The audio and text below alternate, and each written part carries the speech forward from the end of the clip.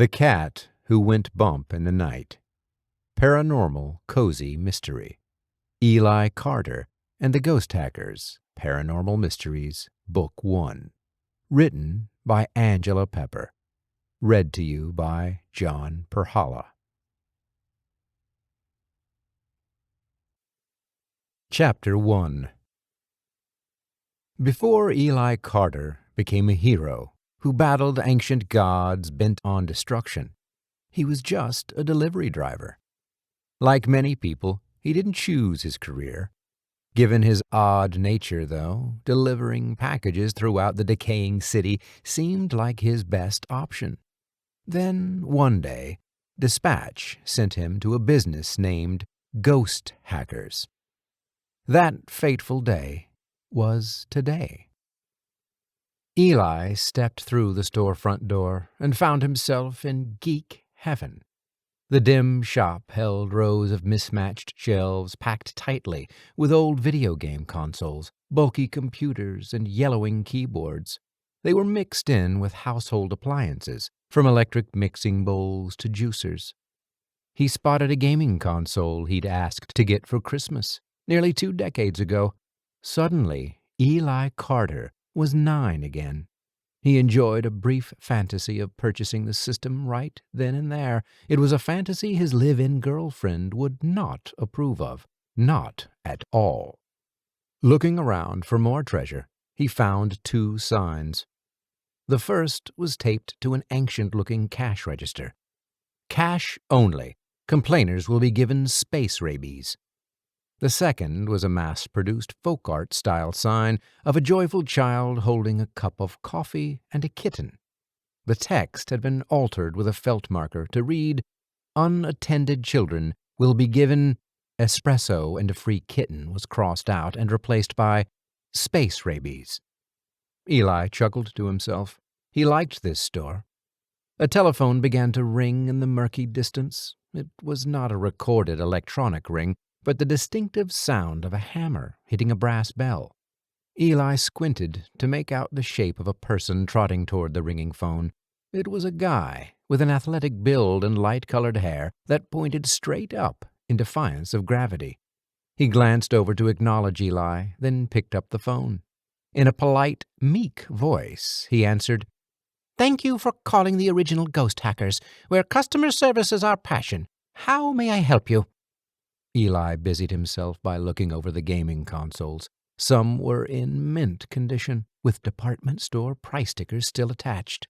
The man on the phone asked a few hushed questions, then let out a nerdy chuckle. "Sounds like you're in quite a pickle there. Wow. I don't know what to say. But, sir, I'm just going to be honest.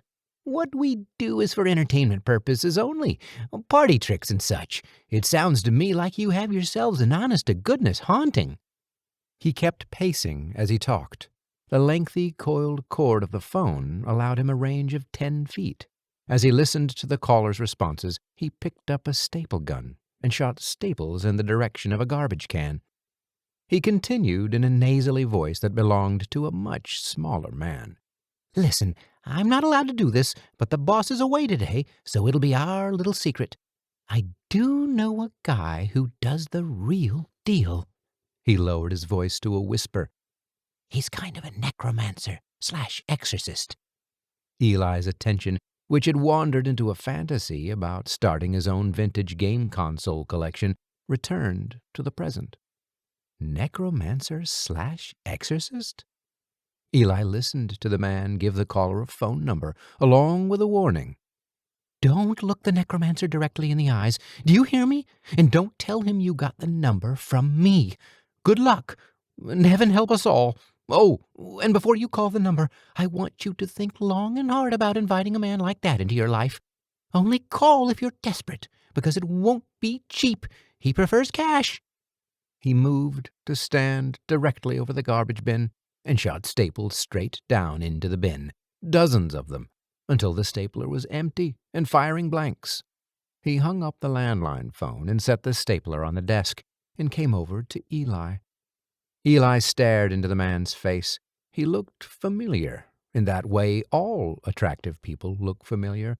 but he was also unusual, with pale silver blonde hair and dark brown eyebrows. He had big muscles, wore army surplus clothing, and looked like he cracked walnuts with his teeth just to show his molars who was boss. "Where's Dave?" the guy said gruffly. His voice was unexpectedly deep, completely different from the meek one he'd used on the phone. "I'm not Dave," Eli stammered. He wiped his sweating palms on his company-issued polyester short pants. "Sorry, Dave's on another route today, so you're stuck with me. I'm Eli Carter." The man's upper lip twitched in a snarling motion. Eli swallowed hard. They were probably the same age, about 30, but this guy was a man. In that moment, Eli understood those dogs who piddled themselves as a sign of subservience in front of the packmaster. Not that he wanted to piddle himself, but he could understand. "Con." The man stretched out his open palm in a friendly yet manly gesture, and they shook hands. "The package is right there on the counter, my man." "My man." Eli grinned like he'd been paid a compliment. "Great shop you have here," Eli said. "Yep." Eli glanced around, stalling for time and cringing at himself for doing so. He hated it when lonely people along his delivery route tried to make conversation with him. Small talk annoyed him. Why did people have to be so boring? Eli couldn't use the excuse that he was in a rush because his route wasn't that busy, and he always found time for a nap mid-afternoon. No, he had to admit to himself that he didn't like small talk because he didn't like people. He didn't hate them, exactly. He just didn't care what they felt, or thought, or said. But this con guy was different. Eli's compassion for lonely, boring people grew just a smidge as he struggled to draw out this interaction. He asked casually, "Is it true that you know a necromancer/exorcist?" Con's eyes seemed to twinkle from within, like he had his own internal light source. He replied, "Maybe we both know one." His eyes, which were a dark green, flashed with mischief. "In a city overrun with ghosts, a guy like that would be a superhero." "There's no such thing as ghosts," Eli said. "Most sightings can be traced to electromagnetic fields or infrasound. I remember a while back when all those silent fans got recalled. The sound vibrations shook the backs of people's eyes and made them hallucinate." "You're not a believer?" Con said dryly. "I'm a man of science." Eli cringed internally, the way he always did when he referred to himself as a man. Con took a long, challenging pause, then glanced down at Eli's company-issued name badge. "Eli Carter, if you're such a man of science, I dare you to open your eyes and really look around this city." Eli took a deep breath, inhaling the delicious decaying plastic of old computers, along with whiffs of something else. Could it be Con's testosterone? It was a heady cocktail. A phone rang. It wasn't the brassy bell of a landline or the digital chirping of the one clipped to Eli's belt holster. Con drew a slim phone from his pocket and answered with an impatient grunt. He listened for a moment, then growled, "How did you get this number?" He turned his back to Eli and began pacing the width of the storefront. "Ghost hackers," he snorted. "They're a bunch of no-talent clowns with nothing but gambling debts. Couldn't solve a simple demon infestation if the good Lord came down from heaven and blessed the holy water himself. Give me your address." He grunted a few more times into the phone, then grabbed a pen from near the cash register and started writing the address on his inner forearm, ignoring the pad of paper sitting right there on the counter. Eli smiled at how cool Con was, just to write stuff on his arm like that. Con probably wouldn't eat lentil loaf, and he wouldn't put up with a girlfriend's nagging. Con probably didn't even have a set bedtime. Con finished the phone call and turned back to Eli. "Duty calls," Con said. "See you around." Eli looked over at the box on the counter. His job was to take the cardboard box, not tag along with Con on a necromancer job. The unfairness of life hit him hard, making his lower lip stick out in a pout. "You won't see me around," Eli said. "This isn't my usual route. My girlfriend got mad at me this morning for chewing my toast too loud, so she switched me over to the zombie run." "Fascinating," Con said in that sarcastic way that makes a person feel like the dullest human on earth. Eli could take a hint. He trudged over to the box and scanned the barcode by muscle memory. He spotted another sign taped to the cash register. "Driver wanted." His pulse quickened. They needed a driver? Eli didn't have confidence in his other abilities, but he could drive. He even had his own van. He opened his mouth to ask Con if Ghost Hackers was really hiring a driver, but something caught his eye. Further in the shop, in the murky depths, a girl with long brown hair emerged from a doorway. She was lugging an armload of equipment that looked heavy. Eli battled the impulse to drop everything and rush to her assistance. She didn't even look up at him, but he could tell she was beautiful. "Got everything?" Con asked. "There's just the one box. Right there, on the counter. Catching your drool?" He snapped his fingers. "Hey, get your eyes off Valentine." Eli grabbed the box, muttered an apology, and exited the shop as quickly as he could. As much as he liked the idea of a new, interesting job, he didn't like the idea of being murdered by his live-in girlfriend, Brenda. He tossed the box in the back of his van and tried to forget about the driver wanted sign at Ghost Hackers. Chapter 2. The next morning, Eli Carter woke up with a smile on his face. Everything was normal, unchanged, and he was alive. Last night's lentil meatloaf had not killed him after all. He rolled over and nuzzled Brenda. She was the one who had concocted the digestion-damning dinner, claiming that strawberry jam was basically chutney. Never mind that Eli didn't like chutney anyway. Who puts raisins in a condiment? She stirred in her sleep, her angelic lips tempting Eli to kiss her, but he knew better. A stolen kiss could result in a punch, so he contented himself with sweeping her pale red hair to the side, freeing it from the clumps of dark makeup on her eyelashes. Eli had seen Brenda without mascara only one time. She looked inhuman without it. He told himself he was being silly. Of course Brenda was human. What else would she be?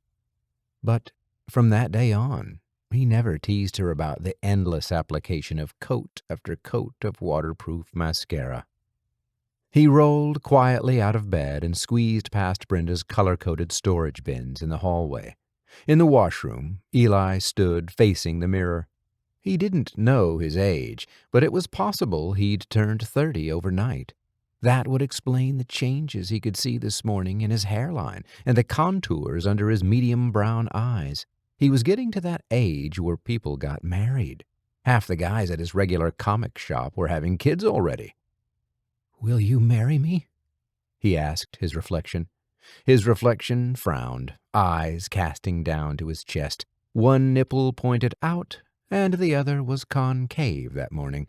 He would need to have a shirt on when he eventually proposed to Brenda. Nobody would marry those nipples. He listened at the bathroom door to make sure she was still asleep. Then he clicked the vanity mirror in its secret spot to open the hidden compartment. Brenda didn't know about the compartment behind the mirror, even though it had been her apartment before he moved in. This cubby was a source of endless joy for Eli.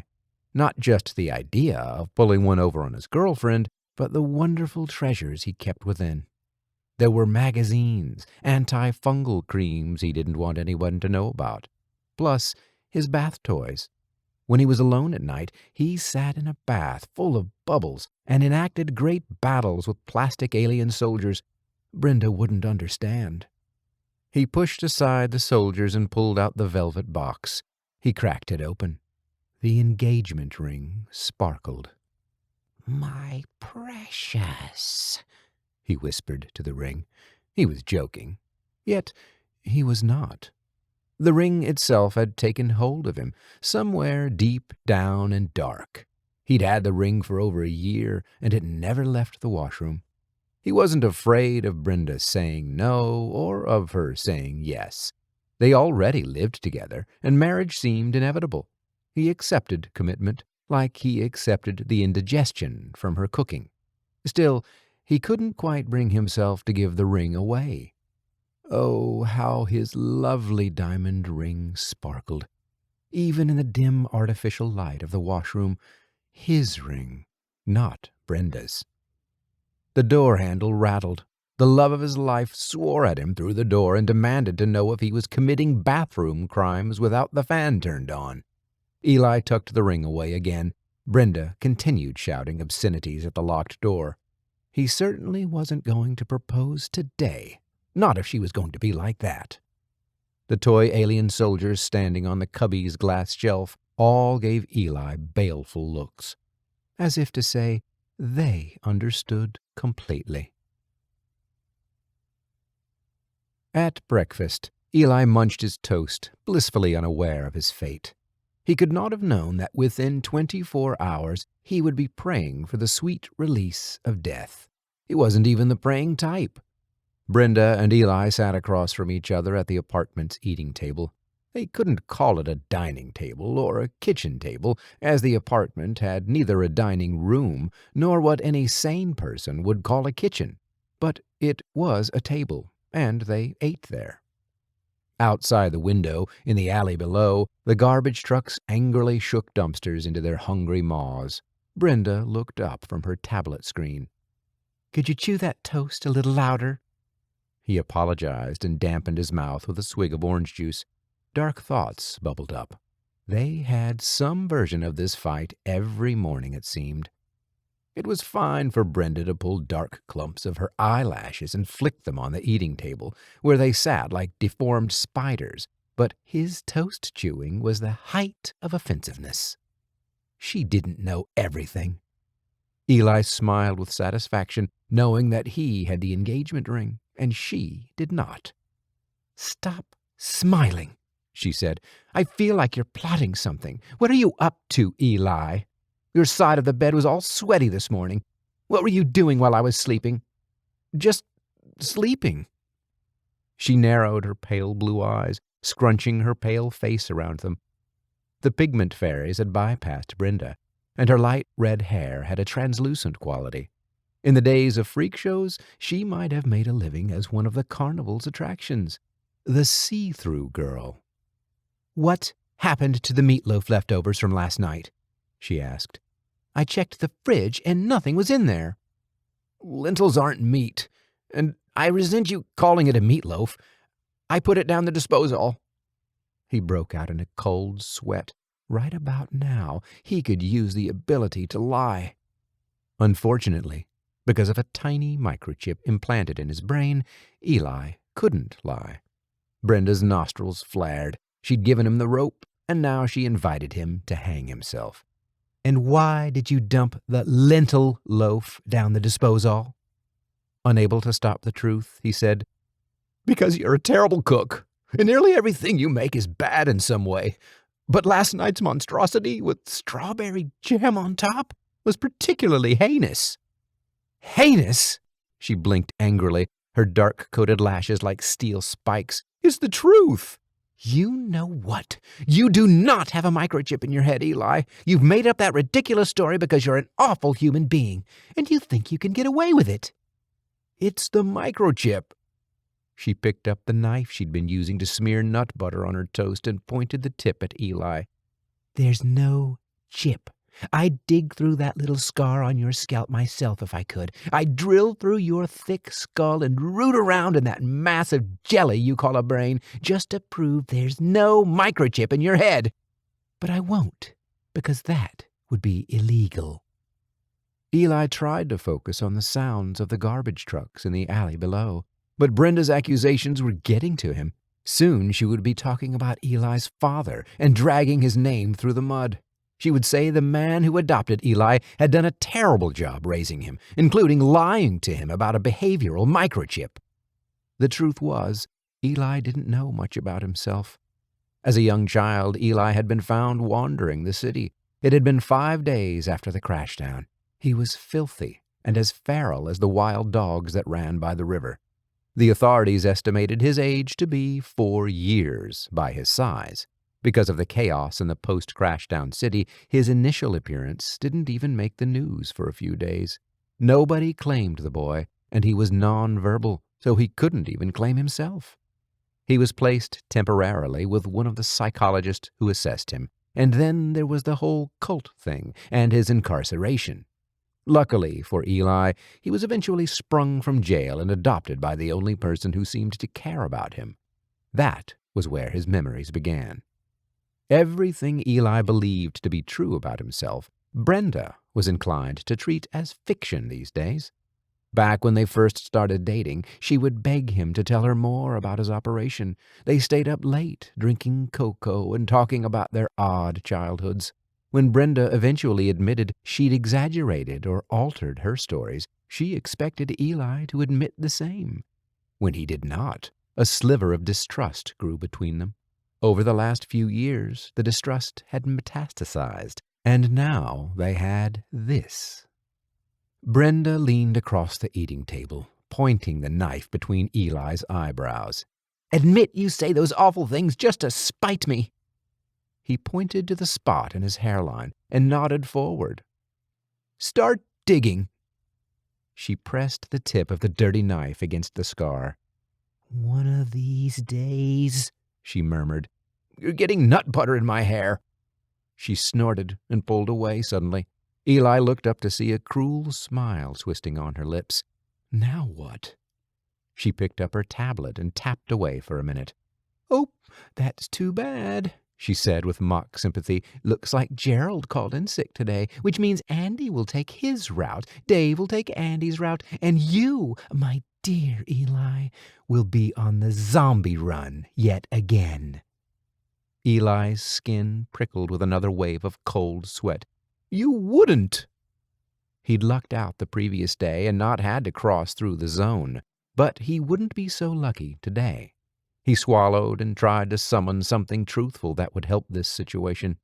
"Brenda, you looked beautiful this morning, when you weren't conscious." The see-through girl flared her pale nostrils. "Save your cleverness for work, because you'll need it." And with that parting shot, Brenda stood and pushed the table away from her, slamming the edge against Eli's lower rib cage. He kept eating, pretending it hadn't hurt. Chapter 3. The zombie run was the least popular delivery route. It passed through the crash zone, a circle of destruction and chaos, and what was once the business district of the city. Nobody sane worked or lived inside the crash zone. A person could pass through without suffering long-term effects, or so the city officials assured residents, but it was an area best avoided. There were no actual zombies in the area, at least not the kind seen in movies, with chunks of body parts falling off as they milled about in search of brains in shopping malls. Residents of the crash zone, called crashers by most, had perfectly human plumbing. If you ripped an arm off a crasher, he or she would die. Just not immediately. It wasn't scientists who tested this theory by ripping off arms. Crashers had a pesky tendency to run after vehicles passing through the zone. They seemed to be as helpless to their urges as border collies living near a highway, chasing cars because their brains told them cars were sheep. Chase the sheep. The only problem with the border collie metaphor was that humans hadn't been selectively bred to chase sheep. So what was it? Nobody knew, or those who did know weren't telling. The look on a crasher's face as he or she chased after a car was one of rapture. If the vehicle slowed down for a light or to circle debris on the road, and there was always debris on the road in the zone, the crasher would close in on the vehicle and grasp at anything. Mirrors, door handles, bumpers. A little defensive driving maneuver usually shook them, but not always. The main roads leading into the zone had stop points, where drivers could voluntarily use the provided tools to remove protruding mirrors and handles, or cover them with stretchy, self-adhering plastic, the vehicle equivalent of a bandage. In the 26 years since Crashdown, the laws regarding the legal status of crashers had flipped back and forth nearly a dozen times. As Eli rolled up to the checkpoint to remove his mirrors, he read the current bulletin on a digital billboard. As of that day, the penalty for negligence causing the loss of a crasher limb was equivalent to a month of Eli's salary as a delivery driver. Eli found it amusing they used the generic term limb when it was always arms, not legs. He'd been a teenager the first time crashers were designated non-person entities. This legal change happened in a rush because there had been some sightings of crashers with infants, and the authorities needed the legal clearance to capture and tag crashers before re-releasing them. It turned out the infant sightings were a hoax, which seemed obvious in hindsight. Anyone taking up residence in the zone became sterile, and crashers were too slow-witted to kidnap babies from the healthy. During the catch-and-release program, which lasted 6 months, the population in the zone fell by 50%. It was a dark and shameful time for the city, and culminated in a dark and shameful time for Eli, personally. Before the program ended, the zone had to be fenced off. There had been a high-profile death of a wealthy European sport hunter shot by someone in his own hunting party. Right after the fence went up, a schoolmate of Eli's found an unguarded access route into the zone. The group of boys ventured in one night, spirits high and the air thick with camaraderie. It seemed like the right thing to do, a coming-of-age ritual in a society that had little else for young men to prove their bravery. The other boys had considered tattoos, piercings, scarification, and base jumping. The only thing they could agree on was spending the night in the zone. Eli didn't know about the plan. He was just following along because a boy named Mike, who was the closest thing to a friend he had, invited him along.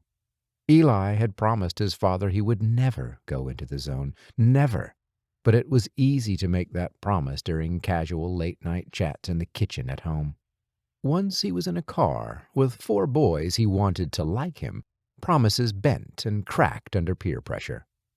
That night, they drove into the former heart of the city, toward the zone. All attention inside the car turned to Eli, in the middle of the back seat. Would he cry like a baby and ask them to turn around? Everyone knew Eli was a tattletale, so he'd been left out of all the planning. He shrugged and said nothing. They reached the newly erected fence and stopped the car. Mike, who was in the front passenger seat, turned back and said, "Be cool, man." "I'll try," Eli replied. Mike jumped out and pulled at the weak point in the fence, opening it enough for the car to drive through. The car's driver turned to look at Eli with dark, glittering eyes. "You'll try?" he snarled. The driver of the car was also the group's leader, a dangerous boy who dubbed himself Falcon. Going against Falcon was like walking out into a lightning storm, in a suit of armor, on stilts. Eli swallowed down his fear and said, "Well, the fence is open. What are you waiting for?" The boys on either side of Eli laughed and ribbed him with their elbows. Mike jumped back in the car, his cheeks ruddy with excitement. He had no idea what Falcon had planned, or he wouldn't have gone. None of them would have. Falcon punched the gas, and the car pierced through the fence. Under a thick blanket of night, they entered the zone.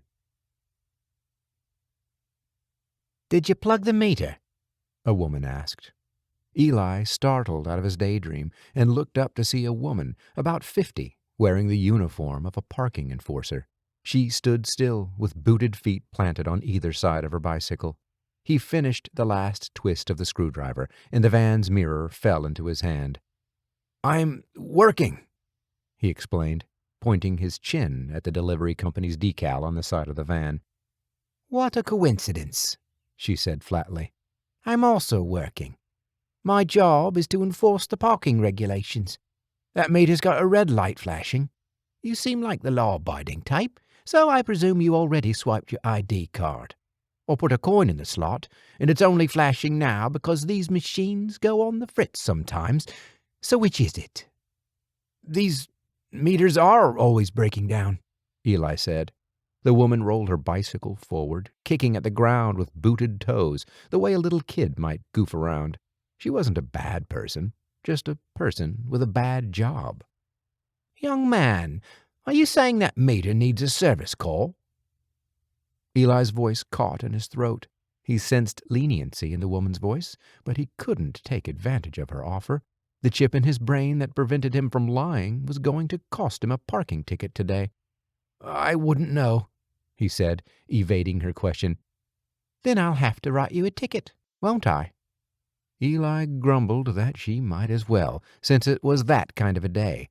She printed him a ticket and handed it to him, saying, "Hang on to that for tax purposes." She did it with such sweetness that by the end he thanked her and waved goodbye as she pedaled away on her bicycle. He finished preparing his van, then hopped in to see how much worse his day could get. There were no packages to pick up or drop off within the zone, but it was the fastest land-based route to access Castle Point. This was where the city's elite lived in their mansions and enjoyed their verdant golf course. If the Crashdown event had been a murder mystery story, the residents of Castle Point could be suspects. Although they complained bitterly about the inconvenience of the zone, they had benefited. Despite softening prices elsewhere, property values in Castle Point had only risen post-Crashdown. Eli drove from mansion to mansion, dropping off and picking up packages. He didn't usually care what was in the boxes he delivered, but at one house he was so bored that he casually asked the wealthy woman at the door what she was so excited to receive. "Coffee filters!" she exclaimed breathlessly. Eli glanced over the waybill, his eyes bulging when he saw the premium charges the woman was paying for extra rush delivery. The coffee filters had come from outside the country, straight to her door in less than a day. It had not been cheap. For that much money you could rip off 3 crasher limbs and still have plenty left to party. He turned and quickly walked away before she asked a question that might lead to him telling the truth, and him subsequently getting fired. Being a delivery driver was not the career he wanted, but it was the only one that would have him. Unlike most residents of Castle Point, he needed to work so he could live. He reached through the van's open window to let himself back in, then drove to the golf course and parked for lunch. He ate a meal he'd brought with him because he couldn't afford Castle Point restaurant rates. As he usually did after eating lunch, he dozed off and enjoyed a nap before the second part of his shift. He dreamed of severed limbs and spontaneous human combustion, and woke up to find himself wildly smacking his hands all over his body to put out non-existent flames. A groundskeeper from the golf course knocked on the window and told him he couldn't sleep there. "I'm working," Eli said, nodding back at the sign affixed to the side of the van. "What a coincidence! So am I," said the groundskeeper. They exchanged nods, and Eli drove away, still off-kilter from the bad dream. At the checkpoint, Eli rolled up his windows, took a deep breath, and drove back into the zone. He always tried to hold his breath the way some superstitious people did when driving through tunnels. If he hit green lights, he could make it through in 6 or 7 long-held breaths. The lights were all red, so it took him 15. He stopped at the same station, plugged 2 coins into the parking meter, re-affixed his mirrors, and peeled the bandages off the handles. He hadn't even seen a crasher, much less been chased by one. Maybe the news was right, and they were becoming nocturnal, like bats. Eli checked his next pickup location. Ghost Hackers, 855.5 Yarrow Street. It was an odd address for an equally odd business. He wanted to see Khan again, but was embarrassed about the previous day. On top of getting caught drooling over the girl, he'd told Khan they wouldn't see each other around. Now going in would be even more awkward, like when you say goodbye to someone too soon and then bump into them 10 minutes later. He would have to skip the pickup. 3 hours later, the van was full of boxes, and he pulled into the depot to unload. "You're missing one," the grizzled warehouse foreman said. "The one from Yarrow Street." "Can't Dave get it tomorrow? It's not a rush delivery." Eli grinned. He couldn't lie, but he could try to be charming. The foreman cleared his throat and spat out the result through a gap in his teeth. The missive barely avoided Eli's forearm. "Nope," the old man said. "Dispatch is God, and dispatch says pick it up today. You don't quibble with dispatch. You better hightail it on up to Yarrow, or you'll get docked." He cleared his throat again, but Eli was already back in the van before the second chunk flew. Eli cursed his stupidity as he battled upstream through rush-hour traffic. He reached the shop, parked, and ran in. Another box was waiting on the counter.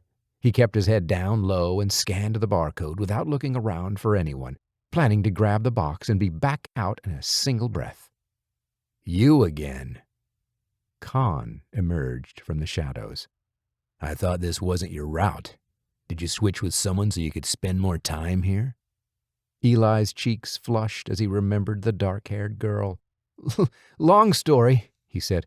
"I was crunching my toast too loud at breakfast, and my girlfriend switched my route to punish me for the fight that ensued." That wasn't such a long story. It was barely an anecdote. Eli stood in front of the cardboard box, not yet reaching for it. If he wasn't mistaken, Con was initiating this conversation, which meant he could stay and chat without cringing. "I have a lot of anecdotes about Brenda. Most guys make a face when I tell them, though, so I try to keep it to myself." "Is she a good woman?" "What's your definition of good?" "Loyalty." Eli nodded. "She's good, then. I'm the only man for her, the only one she trusts. She doesn't always like my honesty, but she prefers it over the alternative." Con nodded. "She sounds good, considering she's a female." He grinned at his joke. "She's a redhead, and she wears a lot of black mascara. Without it, her eyes look pink, like an alien's."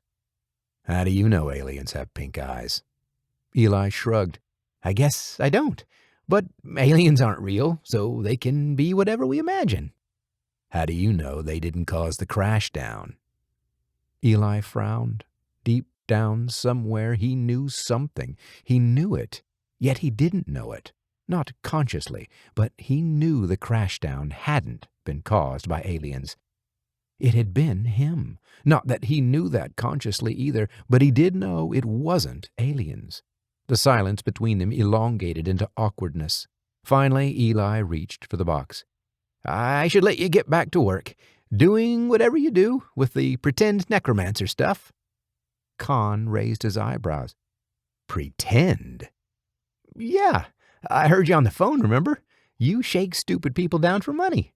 I guess you have to, since appliance repair isn't much of a business these days.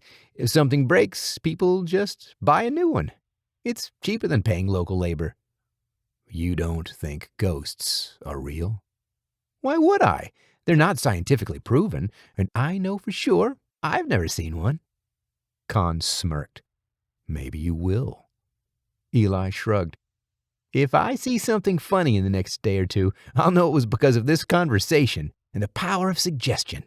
The mind is a funny thing. The placebo effect is real." He smiled, preparing to bring the argument to its climax. "The placebo effect has been proven, unlike ghosts." "Mm-hmm."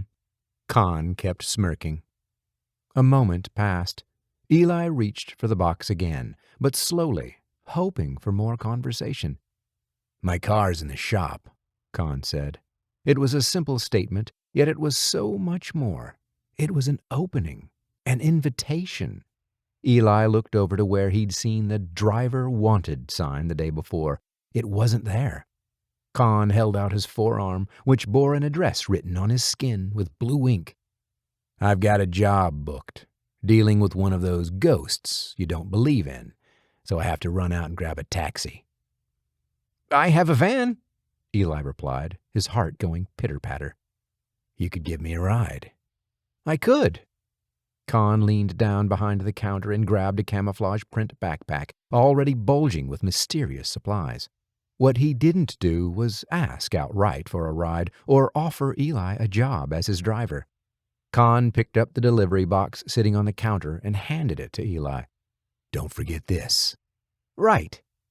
They stared into each other's eyes for a moment. They were the exact same height, if you didn't count Con's spiked white hair. "So, I'll drive you to your appointment," Eli said. "Of course you will." Con slung the strap onto his broad shoulder and nodded toward the door in a gesture that, to Eli, promised a heady dose of friendship and adventure. As they stepped out of the dim storefront into the late afternoon sun, Con clapped Eli on the shoulder. "Good times," Eli said. With gruff solemnity, Con intoned, "My man, get ready to kiss your sweet science goodbye." Just then a phone rang. Eli's phone. He answered, and Brenda's voice on the line shattered the spell Con had thrown over him. "Where are you, baby? I need you," she purred. "You're on your way back to the depot now, right?" He looked helplessly at Con, but couldn't find the words to explain why he had to hurry home.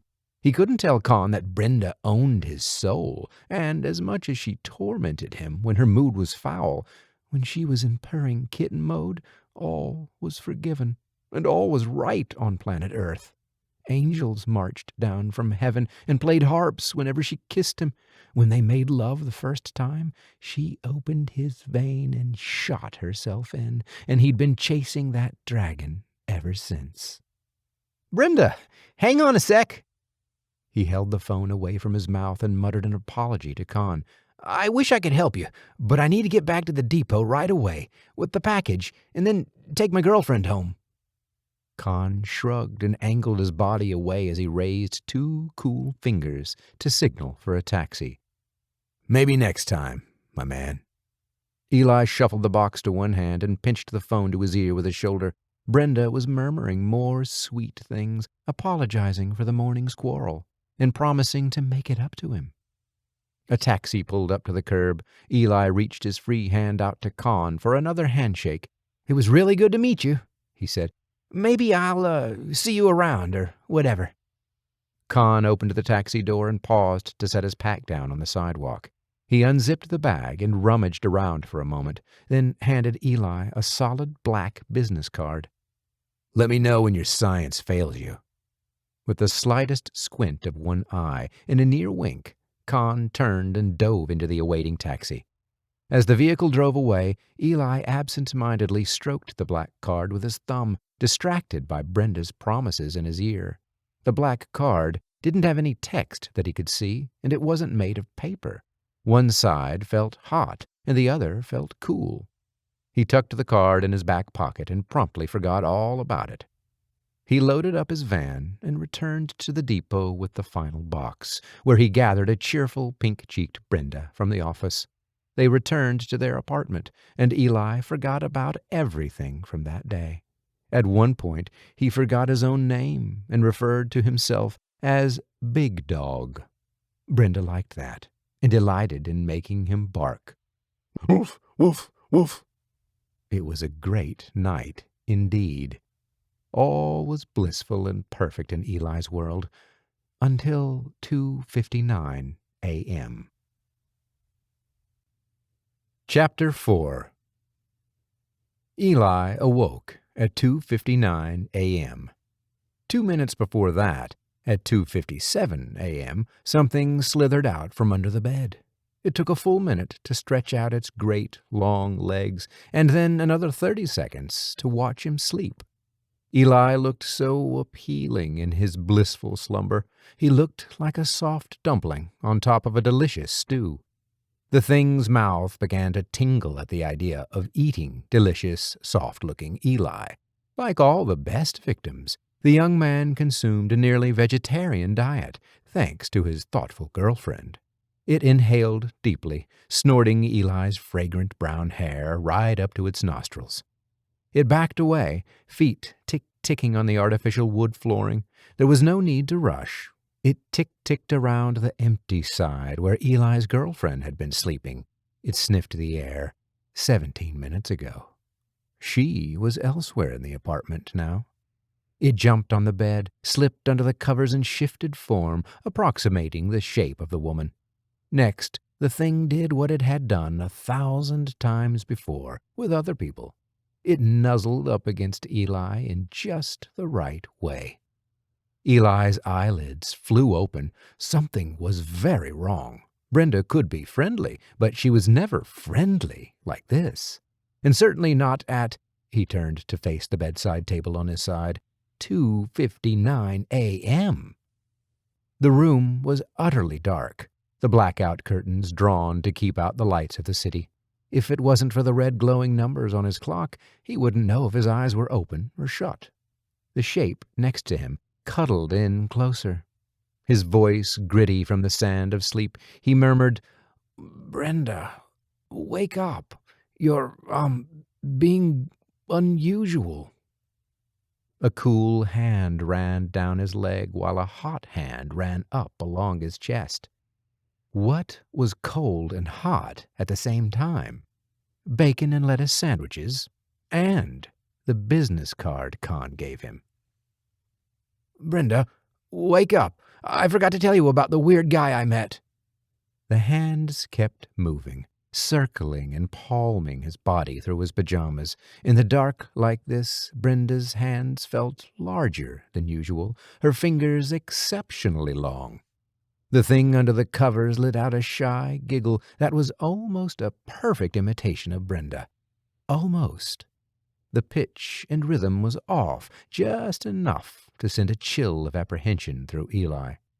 As the hands made their way to the buttons on Eli's shirt, he slowly reached out along the wall in search of the light switch. Long fingers tugged at his buttons clumsily, like they had no experience with such a thing. The air smelled of something unusual, chalk or coal. Whatever the scent, it was the opposite of the ocean shore. Eli swished his hand over the area on the wall he guessed held the light switch, growing more desperate by the second. Panic set in. His armpits prickled as rivulets of sweat ran from every pore. The thing in the bed next to him did not comment or act disgusted by his sweating. It was definitely not Brenda. At last, his fingers found the switch, and he flicked the light on. Bright light seared his dark, adjusted eyes, but he didn't dare close his eyelids. The shape rose up, tossing the bed covers aside like an unwanted cape. It rose up to the ceiling, a smoky darkness that was the absence of form, and at the same time as sleek and shiny as a beetle. There were teeth, and more teeth, all black and pointed. The blackness rose up like a wave and then crashed down upon Eli's chest. His chest and lungs collapsed under the weight. How could it float and be so heavy? This had to be a nightmare. Eli tried to inhale. He had to scream, but for that, he needed air. The darkness seemed to sense this and grew even heavier on his chest. It pressed beetle, shiny, bony fingers across his mouth. Eli flared his nostrils and willed himself to breathe in through his nose. Air wouldn't come in, because moving his chest was difficult under the weight. As terrified as he was, Eli's mind remained sharp. His eyes watered, and he longed to close his eyelids, but he forced himself to stay present, keep looking. The thing had a mouth with teeth. That meant it had a face, and he knew that eyes were a weak point for all creatures. Above the mouth were 2 small holes. His hand twitched, but he commanded it to wait. The small holes were nostrils, probably, and the eyes would be up higher, and glowing red. Yes, those had to be the eyes. With courage and conviction, Eli swung his arms up and plunged his thumbs into the red glowing eyes. His hands passed through with no effect. At the same time, the bony hand covering his mouth pressed down harder, splitting his lip against his teeth, filling his mouth with the taste of his blood. Not giving up yet, Eli looked wildly around the room and struggled to inhale through his nostrils. If he could scream for Brenda, she'd do something. Just as he felt the first sweet hints of oxygen in his lungs, the creature's mouth curved into a grin, and a forked tongue slid from its black lips like a snake. Was the light still on? The world was growing dim. The horror was decreasing, at least, closing to a small circle like the world as seen through a milkshake straw. Both sides of the forked tongue slid up his nostrils, fitting as perfectly as two of Cinderella's feet sliding into glass slippers.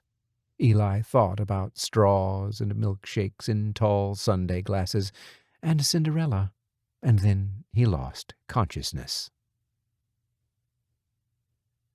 Eli awoke with a start. Something was wrong. His pajamas were damp, and Brenda was cuddled up next to him.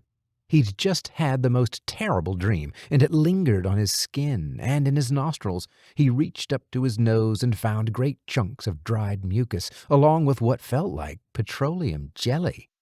The shape next to him in the bed snuggled closer and let out a high-pitched giggle. Eli's blood turned to ice water. It giggled again, nowhere near an imitation of Brenda. It wasn't even trying. He took a huge breath in and reached for the light switch for the second time. Or was this the second time? It was now 5:55 a.m., and had he not done this over and over again? His pajamas were damp, but he was now too dehydrated to sweat. All his sweat glands were dry. The blood in his mouth was refreshing, almost, due to his lack of saliva. He flicked on the light, unable to stop himself, for fighting it in the light was awful, but fighting it in the dark, as he had for 5 of the encounters, was much, much worse. The darkness rose up like a tsunami and crashed on his chest as the ceiling lights flared on. When the forked tongue slithered up his nostrils, Eli began to pray. He was not the praying type, but in the long nightmare seconds of fading consciousness, Eli prayed for death. Chapter 5.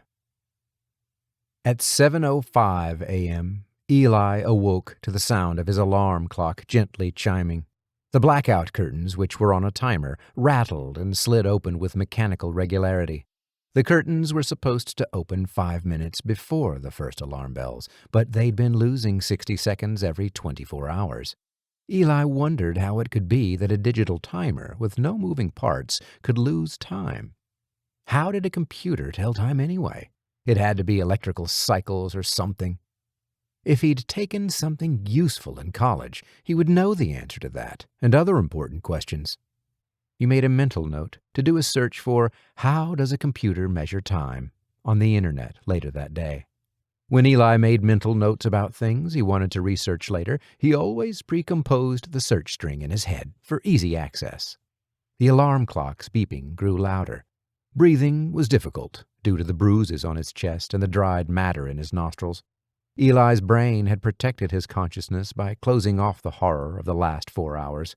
It had drawn a blackout curtain across that knowledge, and only now were the gears turning and the windows opening. With every bone in his body creaking in protest, Eli rolled forward and pushed the alarm's snooze button with a trembling finger. In the bright morning light, he thought about what had happened to him. A creature had suffocated him into unconsciousness as many as 12 times, and then woken him up to play the game all over again. He sat on the edge of the bed, then reached for the short pants he'd been wearing the day before and shook the ghost hacker's business card out onto the sheets without touching it. The card wasn't black, after all, but a medium gray, halfway between black and white. He leaned down and examined it closer. Actually, it wasn't gray at all. It was cream paper, covered in a dusty substance that reminded him of a moth's wings. The creamy paper showed through beneath oily fingerprints. He didn't know how he knew it, but Eli was absolutely positive the dust on the card was a hallucinogenic substance, and that rat bastard Khan had set this whole thing up. His mind whirred. It was the most logical explanation. The powdery substance had gradually absorbed through his skin and caused an extreme anxiety response while he was sleeping. He must have imagined the whole red-eyed, scary darkness thing, because Eli knew that ghosts weren't real.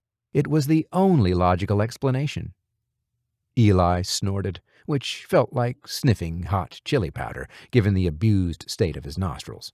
Using the edge of his pajama shirt, he wiped the remainder of the toxic powder off the card. He didn't know what the substance was, but he wouldn't sleep until he was sure it was clear of his system. A quick search online would probably net him the street name of the drug. Hallucinogenic drug, gray powder, anxiety response. Since he was looking at Khan's phone number already, Eli retrieved his phone from the charging station on the dresser and punched in the number.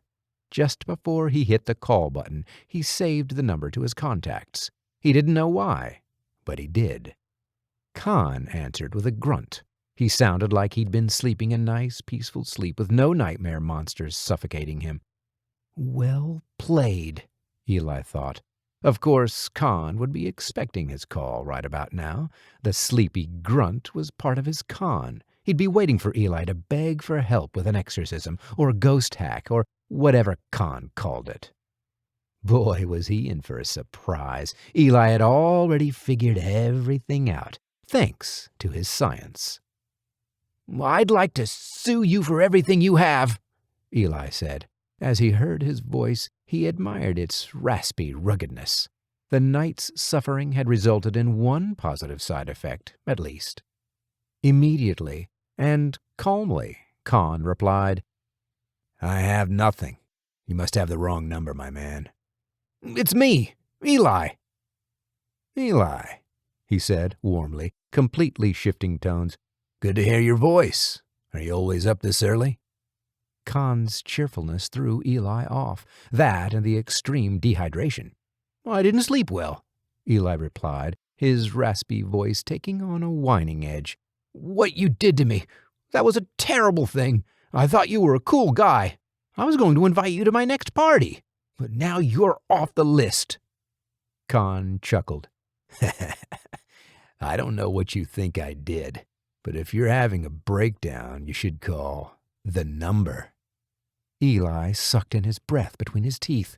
Oh, no. Khan did not suggest Eli call the number. Those were fighting words. "You're no longer a potential friend," Eli growled, "and I will be considering my legal options for much of the day. I will seek free legal advice. I will never actually follow through because I'm not a follow-through guy, but consider yourself threatened by a 2% chance of being sued."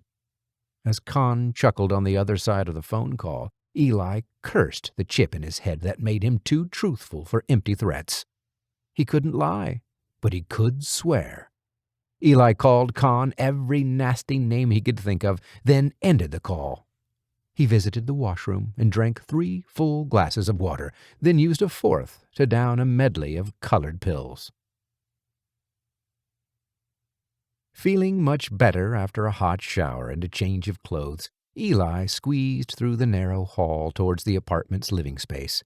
He expected to find Brenda asleep on the sofa, discarded candy wrappers scattered around her sleeping form. During the day, Brenda ran a tight dietary ship. At night, however, she trudged with closed eyes to the pantry cupboards, where she foraged on anything in a plastic package. She claimed she wasn't conscious when this happened, yet she never once opened the packets of raisins Eli kept buying to test her. The pantry doors were closed, and when he finally located Brenda's slim form, Eli gasped. She sat under the eating table, hugging her legs and rocking, her pale eyes wide and ringed by dark smears. Eli's chest seized with emotion. Brenda wasn't perfect, but she was his to protect. He squatted under the table and drew her into his arms. He murmured reassurances and kissed the top of her head. She crumpled against him fetchingly and sobbed into his shoulder. Eli held her for 5.5 minutes, rocking and soothing her. The whole time he kept his voice calm. Inside, his rage was growing like a bonfire. The hallucinogenic substance must have transferred from his skin to hers. He gritted his teeth and wished he could take everything back. He would endure twice the nightmares to spare sweet, frail, sobbing Brenda from a single minute of distress caused by another. She sniffed and took a sighing breath, signaling the end of her outburst. He knew to loosen his arms at that moment and let her pull away at her own pace. To hold tightly a moment too long would make her claustrophobic. He gazed down at her face, damp and streaked with black. The wet mascara was truly horrifying, but he saw through the darkness, and then he saw all the way through Brenda to a reflection of someone, the man he wanted to be, her protector. Softly, he asked, "Did you have a nightmare while you were allegedly sleepwalking?" She bristled visibly at his use of the word allegedly, but there was nothing either could do about the truth. "There was a big black cat sleeping on my chest," she said. He glanced around the apartment. A cat. They lived on the 4th floor. It rarely opened the windows more than a crack, but it was possible a cat had gotten in. "Are you sure it was a cat?" She pulled away completely until her back was against the wall. They were still sitting under the eating table, and this seemed as good a place as any to have this conversation. Brenda eyed him with suspicion. "Eli, my love, my super-smart boyfriend with a liberal arts degree from a prestigious university, if it wasn't a cat, pray tell, what do you think it was?" Eli swallowed hard. Normally, he could plead something like this out and take a lesser sentence to avoid testifying against himself. This morning, however, he held firmly to the belief he'd done nothing wrong. The innocent have nothing to fear, after all. He began to relay what had happened the day before, omitting the part where he considered purchasing several vintage gaming consoles. He told her about meeting the con artist and getting the drug-laden business card. He accurately relayed his battle with a nightmarish ghoul and how he'd prayed for death. When he was finished, she ran a white-coated tongue over her cracked lips. "Good job," she said flatly. "You brought home a demon ghost." "Not a demon ghost. That's the funny thing. It's just an anxiety response to the hallucinogen. I imagined what I saw, and you imagined a black cat, but neither of them was real." She shook her head, whipping her strawberry blonde hair. He wondered how many hours she had endured her nightmares. Her hair had matted overnight into the beginning of dreadlocks. "I've had panic attacks before," she said. "This was real, Eli. I know what's real." She poked her finger into his chest like a blunt butter knife. "Demon ghosts are real. You brought this one home, and I will make your life a living hell until you—" She jabbed him in the chest repeatedly. "Take care of your mess." He rolled his eyes. The woman didn't believe he had a microchip installed in his brain, something that was a medical, physical fact. Yet she believed in supernatural creatures that came out at night to terrorize humans for absolutely no reason or financial gain. Brenda shoved him aside and crawled out from under the table. Once standing, she kicked him in the kidney. Not hard enough to cause organ damage, but hard enough to make him wistfully nostalgic for 10 minutes earlier when he'd been her protector. "Brenda, I'm truly sorry about the hallucinations. I know it's my fault." She ignored him and paced the room, busy tapping away on her tablet. "What you doing?" he asked, casually. She snorted. "You can forget about going into work today. I've moved the routes around, so you're off without pay. You can go straight out to see your boyfriend." Now Eli snorted. "He's not my boyfriend." "Yeah, but you love him," she taunted. "Your eyes glazed over every time you said his name. Con, why don't you shave your legs and put on one of my dresses? You make such a pretty girl." She cackled. Eli shook his head and avoided her eyes. He made the executive decision to not come out from under the eating table. Ever. She kept cackling as she moved about the apartment getting ready. Whatever happened to her overnight hadn't dampened her Brenda-ness very much. Eli dozed off under the table, enjoying demon-free sleep for half an hour, until Brenda shook him awake. He had the day off work, but he still had to drop her off at the depot. Then he had to go see Con in person and get him to admit to the scam. Chapter 6. Even though he would have much rather found a quiet place to park the van and have a nap, Eli left the depot and drove directly to the address for ghost hackers. If he didn't go, Brenda would ask, He'd tell the truth, and the whole situation would escalate. He had no choice. He backed into a parallel parking spot and glanced up and down the street for parking attendants. The coast was clear at the moment, and he planned to be back out in 5 minutes anyway. He walked through the ghost hacker's door. Once more, he stepped back through time to the days of bulky stereos and bulky radios and bulky TVs.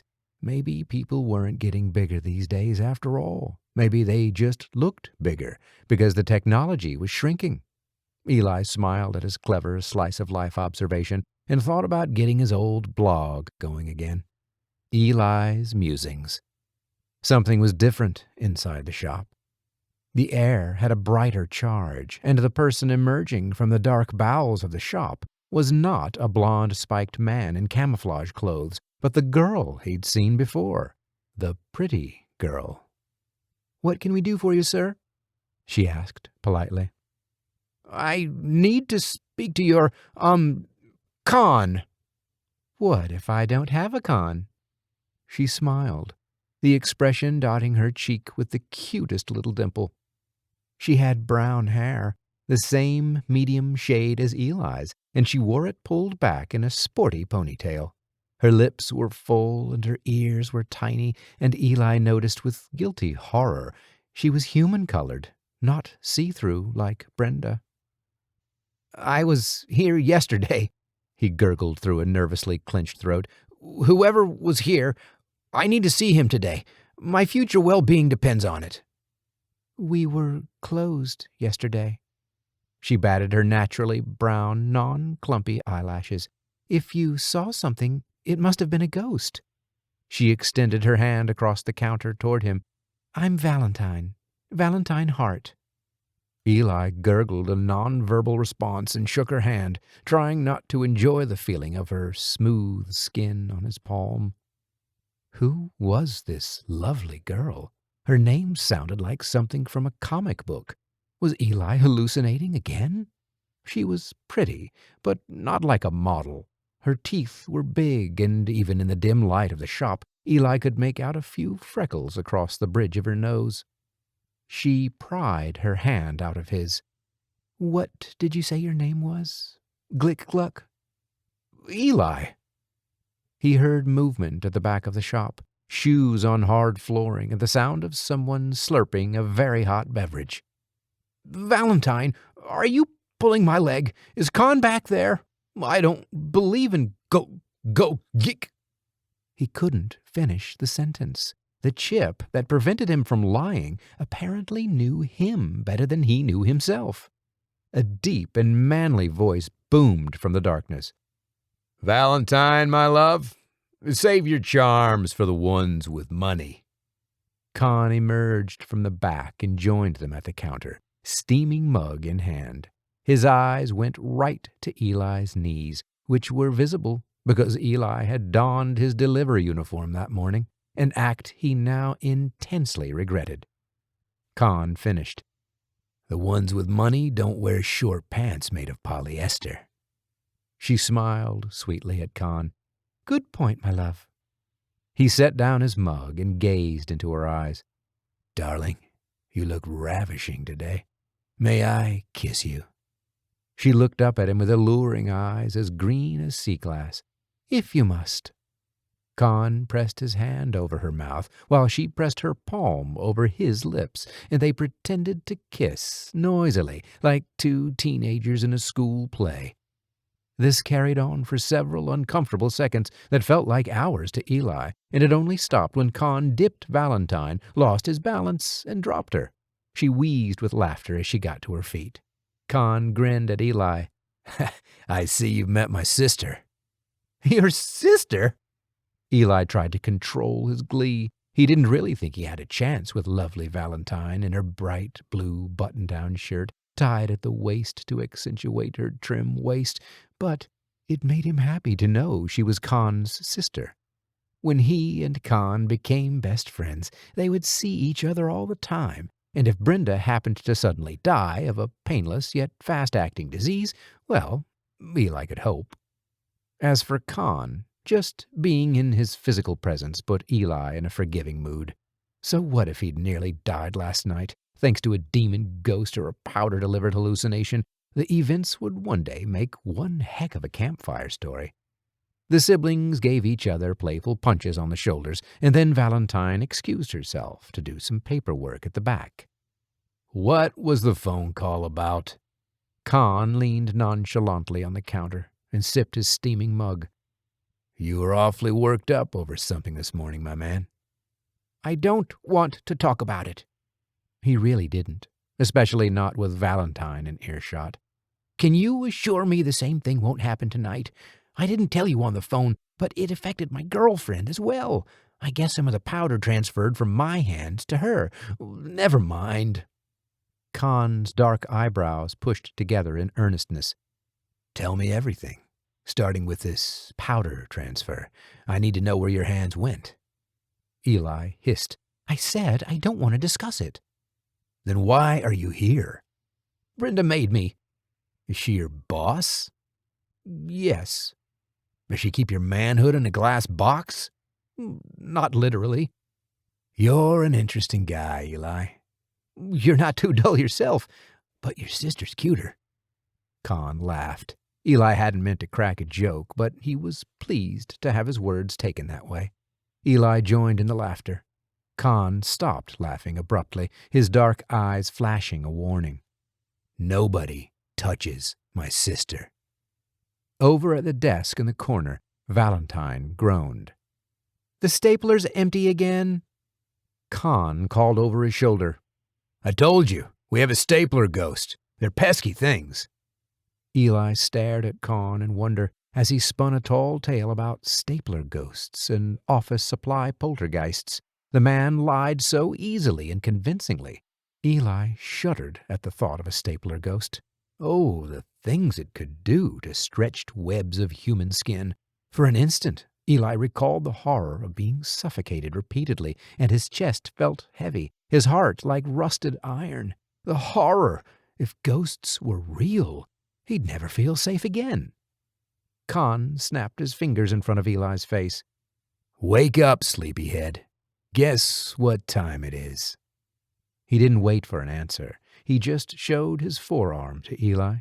Yesterday's hand-scrawled address had been washed away to a ghostly shadow, and a new address stretched across the muscular forearm.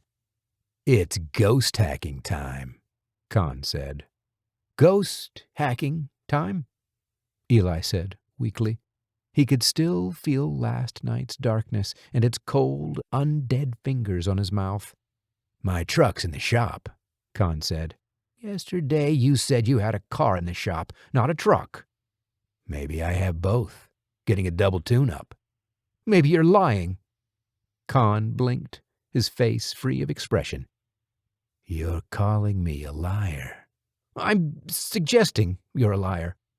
"I don't like your tone." "Well, I don't like being lied to."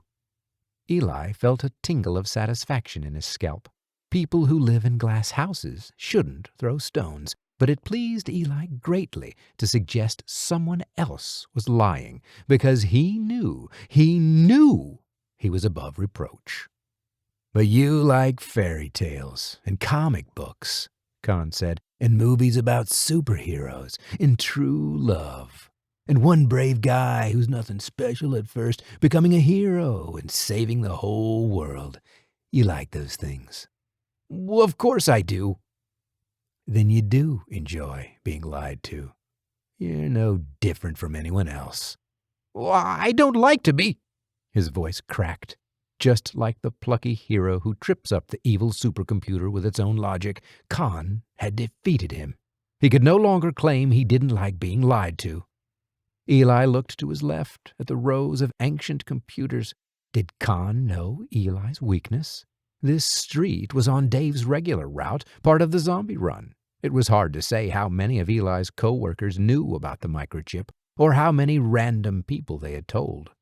Eli held his tongue and didn't speak of his suspicions. He wouldn't give Con the satisfaction. He started again. "Well, I don't like to be standing around in this dusty old shop when it's ghost hunting time." "Ghost hacking, not ghost hunting." "What's the difference?" Trademark, mainly. Oh. Eli hadn't expected such a straightforward response. He touched his fingers over the phone in his leather holster, hoping Brenda would call and pull him away with an errand. She had a special sense for when he was doing something interesting without her. The phone didn't ring. The battery was probably dead. That was the only logical explanation. Con slung his bag onto his broad shoulder and came out from behind the counter, pushing through a low, swinging gate. "My car or truck is in the shop," he said. "My van's out front. I'm free to give you a lift, since I have the whole day off work." Con grinned. Like his sister, he also had a dimple, but it wasn't as cute. With exaggerated guilelessness, he said, "Golly gee, that would be swell, friend." They stepped outside just in time to see a parking attendant place a ticket printout on the van's windshield.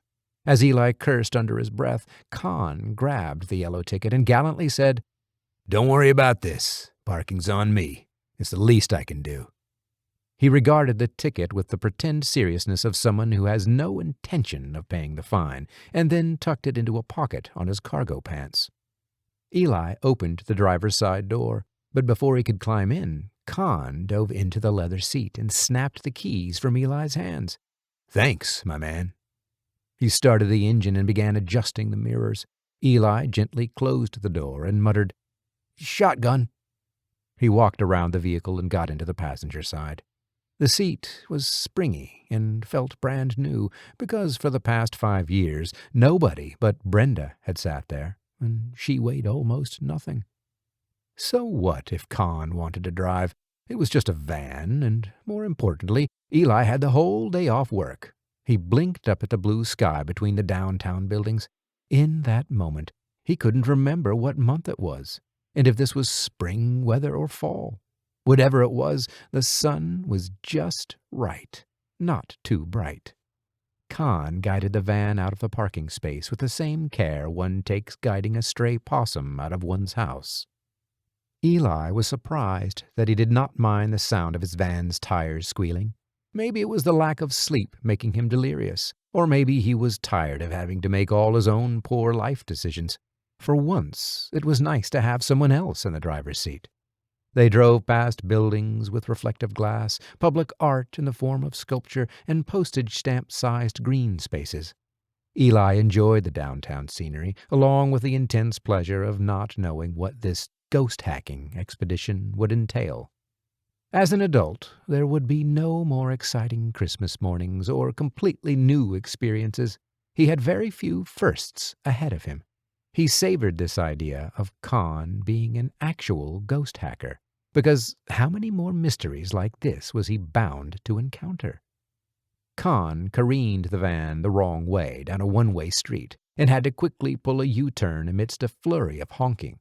He cursed, blaming everyone but himself, then hit the gas harder.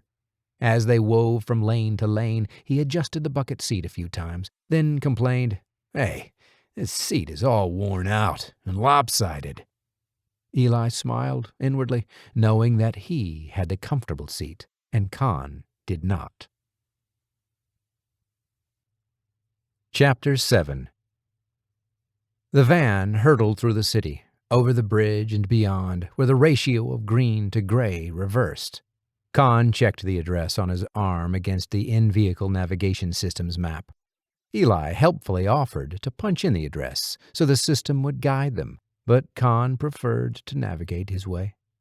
They drove through the countryside, past farms full of dairy cows and then fields of green-hued grains. They opened the windows and enjoyed the fresh air. Eli squinted at the fields, pale green, so it was spring after all. "How old were you?" Con asked, breaking the silence. He didn't need to clarify that he was asking how old Eli was on Crashdown Day. People in the city asked each other some version of this question all the time, and everyone knew what it meant. "I have no memory of it," Eli said. "I was about 4.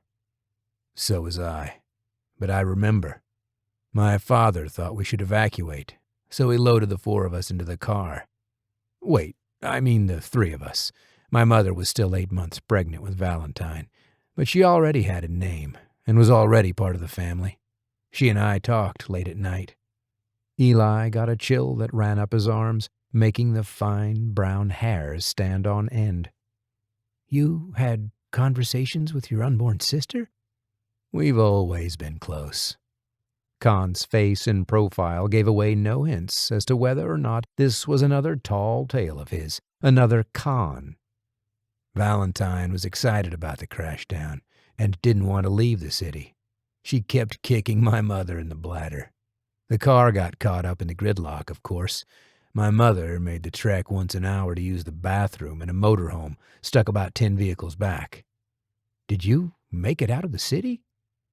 We were lucky. Dad acted fast, and we were the first wave out. He already had bags packed and stored on a shelf in the garage. I guess he and his survivalist buddies had been waiting for something like that to happen. Khan chuckled to himself at the memory. Man, some of those guys were crazy. Sounds like fun, Eli said. You know how when you're a kid, summer vacation seems to be an entire lifetime? It was like that up at the cabin. I caught fish in the river with my bare hands. When Valentine was born, they let me cut the cord. My hands were shaking, and I was scared. But then she reached out with her tiny pink hand and clutched onto my finger. That was when everything changed for me. I couldn't let myself be scared, ever again, because I had to look after her. Khan leaned over and checked the navigation map again. He'd been rough on the controls before, but after talking about his sister, he was gentle with the buttons. Eli leaned his head out the window and let the wind move through his hair and whistle in his ear. He'd never had a sister or a brother. Maybe that was why he felt scared sometimes. We came back after 37 days, Khan said. Looters had broken the windows at the shop, but to add insult to injury, they hadn't stolen anything except for the food in the kitchenette and a pair of sunglasses. That was the same shop we just came from? Yup. Family business. Back then we just did appliances, of course, not paranormal work. It was called Heart Repairs at the time. That was Mom's idea. She liked puns. Eli puzzled over the name for a moment. But that's not a pun. It's not a pun if you didn't repair hearts. Sure we did. Probably. My dad could fix anything. Ever hear of a mechanical heart? He could fix one of those. My dad could fix anything. Well, I'm no doctor, but I'm pretty sure nobody's walking around with a mechanical heart in them today, let alone 26 years ago. Are you saying my mother didn't know what a pun was? I'm saying nobody repaired mechanical hearts at that shop or anywhere else. Khan turned away from the road to look directly at Eli. Nobody knows exactly what my father did, because repairing people's small appliances didn't generate enough revenue to keep the lights on in the shop, let alone pay for the nice house I grew up in. Eli took the hints Khan was feeding him and tried to piece together a picture. Mr. Hart Sr. must have been running scams, just like his son. What's he up to these days? Eli asked casually. He wouldn't have been surprised to learn that Mr. Hart Sr. was now a CEO or a politician or in jail. This and that. My mother passed away a few years ago, so Valentine and I took over the shop, just as the bank accounts were running dry. My sister's a genius, but we're still running on fumes. I'm sorry to hear about your mother. I never had one, so I don't know what losing one would feel like. I was raised by... He didn't want to get into the whole topic of his adoption, or the experiments, or the chip in his head. The man I called my father, he finished. Is the old man still around? In spirit only. Khan grinned. I thought you said ghosts aren't real. Eli rolled his eyes. I didn't say he was haunting me, and ghosts aren't. His throat closed off. Scientifically proven. Neither's gravity. Eli wished physics had interested him in school. He'd love nothing more than to whip out some big, fat, smart-sounding physics talk and win this argument with a knockout punch. He'd love to give someone a concussion from whacking them on the head with knowledge. Where had this passion been when he was in high school? It was too late for him now. "Proven or not, I like gravity," Eli said. "And I like stripper bars." Con cranked the wheel hard and turned the van onto a gravel driveway leading to a farmhouse. "So, let's do this job, get paid, and support the city's stripper economy." Eli glanced over at Con's backpack of supplies.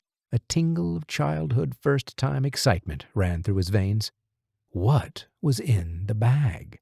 It could be anything. Oh, happy day. Con slammed the van to a halt and jumped out. Through the open window, he instructed Eli to grab the bag of supplies, follow him in, and not speak until he was spoken to. Still tingling with excitement, Eli did as he was told. The farmhouse had once been a modest rancher-style home, maybe 1,000 square feet by the look of the exterior. Now it looked more embarrassed than modest. The exposed wood siding held a few flakes of paint near the window trim, but most of the exterior was as bare and gray as an abandoned barn. "Are you sure someone lives here?" Eli asked. Con rapped on the door, ignoring him. Eli stepped back off the porch and looked up at the sky, at a single wispy cloud. There were worse ways to spend a day. With a creak, the front door opened slowly to reveal a pale, thin man who looked older than time. Chapter 8. Eli stared, open-mouthed, at the ancient man who opened the farmhouse door. The white hairs on the man's head were as wispy as the lone cloud in the sky overhead. Over his thin frame he wore a button-down shirt, several sizes too large, and a pair of workman's pants held up by suspenders. Was this the ghost they were here for? No, he was being silly. Eli forced himself to walk back up the stairs to the porch. Con introduced himself, and then Eli. Eli noticed the old man's pants were so loose he could see the striped inner lining of the waistband. A memory of his father's final days came back to him, unbidden. Eli's stomach roiled and his head swam, his blood pressure rapidly dropping. He steadied himself with an elbow on the doorframe as he shook the man's hand, skin soft like tissue paper. The man, referred to as Mr. Quinton by Con, invited them inside. The home's interior smelled as bad as Eli expected. There was mildew, spoiled milk, and menthol. "The microwave is the main problem," Mr. Quinton explained in a croaking voice as he led them to the kitchen. "I'm not the superstitious type, but my housekeeper, she's Catholic. It's hard for me to get help to come out this way, and she's a good woman, so I'd rather keep her." They entered the kitchen, which was yellowed but orderly. The appliance sat in the corner. Con reached out and swept his fingertips over the button panel on what appeared to be a perfectly ordinary 20-year-old microwave. "I'm familiar with this particular model," Con said, his deep voice deep and reassuring. "Mr. Quinton, I'm not surprised you're having problems." Eli felt a hot air balloon deflating. They weren't there to catch a ghost after all. They were on a microwave service call. The disappointment was too much to bear standing up. He dropped the heavy camouflage print bag to the floor, then pulled out a kitchen chair and sat with a sigh. "What has the microwave been saying?" Con asked. Eli sighed again. Con gave Eli a dirty look, then squatted down to open the bag. The man answered, "I should have had her write it down. Sorry." His cloudy eyes were still trained on the space where Con's head had been a moment earlier. He was either blind or nearly blind. "Something about needing to talk, always asking to talk, to have a conversation. I never paid it much attention, but like I said, I don't want to lose the housekeeper. She brings my groceries." "Most people would get a new microwave," Con said. The man scoffed. "Nothing wrong with that one." Something about the man's tone sent a shiver up Eli's back. His voice had doubled in strength, as though he was overcompensating for something. He was lying. Con pulled from the bag a tool the size of a TV remote control. He waved it over the front of the microwave. He pressed some of the buttons, ran the microwave on defrost for 30 seconds, then opened the door and waved the device inside. "I'm detecting a mild surge," Con said. "Where's the main electrical panel for the house?" The man reached out one bony arm and pointed to a hallway off the kitchen. "Down that hall, in the back of the linen closet. It's behind some shelves, and I know that's not up to code." Con chuckled. "That's fine, Mr. Quentin. We're not the building code enforcers. We're the good guys, the knights without armor. There's no need to hide anything from us." The old man's body jerked, and he began to cough. Eli jumped to his feet and quickly poured him a glass of water. He gently pressed the glass into the man's hands, trying not to shudder at the webs of blue veins visible beneath the man's translucent skin. "Hidden things are meant to be hidden," Eli thought. Close your eyes, and don't look." Con dug around in the pack again and pulled out what looked like a car battery, as well as some cables. "You stay here and read out exactly what the microwave says," Con instructed Eli. Eli replied, "I don't think I can do this." He tried to communicate with his facial expression that enough was enough, and he didn't want to scam the elderly Mr. Quentin. If the man had been wealthy or mean, he wouldn't have minded. But this wasn't right. All he wanted to do was help. "Yes, you can," Con said. Glaring boldly into Con's eyes, Eli said, "Mr. Quentin, I'm going to buy you a new microwave. I got a delivery van, and I'm going to deliver it out here tomorrow." Con's eyes seemed to glow with an internal green fire. "That won't be necessary," Mr. Quentin said firmly. "Nothing wrong with this one. I know what all the buttons do." "But a new microwave would probably be cheaper than whatever we're charging." Grumpily, the old man replied, "I won't have it." Eli shrugged at Con to show he'd given up. "You heard the man. Time to do an exorcism on the microwave."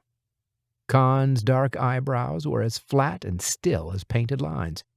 "Eli, you have one simple task. One simple task.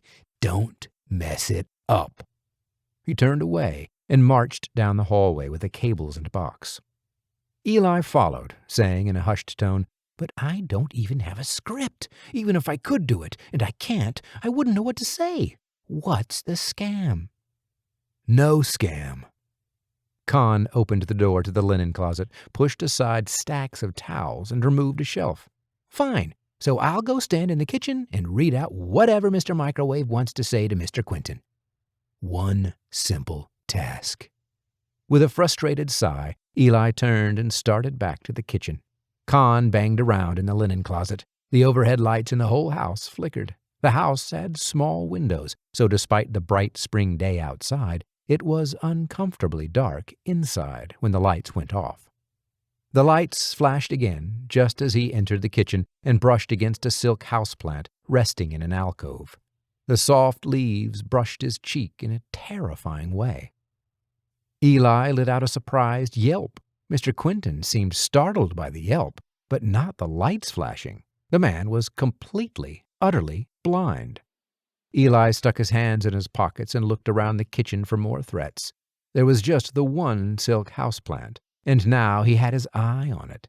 He paced around, cautiously snooping without touching. The refrigerator was covered in family photographs spanning a few decades. The light flickered again, but this time he didn't yelp. From down the hall, Con called out, "Anything yet?" Eli glanced over at the microwave and called back, "Nothing at the moment, except the time. It's 10 o'clock on the dot. That's a 1, a 0, a colon, and a 0, and another 0. Mr. Quentin chuckled from his seat at the kitchen table. He took another slow sip of water and stared straight ahead, his eyes unfocused but still open. Eli wondered why it was blind people kept their eyes open, and decided it must have something to do with the muscles. He thought of that saying about how it takes more muscles to frown than to smile. He stood and looked over the family photos on the fridge, testing his muscles by alternating between smiling and frowning. According to the photos, Mr. Quentin had been a rugged man years ago. He looked so proud, standing with his beautiful wife and 2 children. As the years progressed and the son and daughter grew to match him in height, he looked less rugged and less proud. The lights flickered again, and something at the edge of Eli's vision moved. He whipped his head and found nothing. The shape had been to his lower left. He took a deep breath and tried to consciously calm his sympathetic nervous system. Back in college, he'd seen those same dark shapes at the edge of his vision during final assignments. Intense anxiety caused those things, the way lack of sleep gave him déjà vu.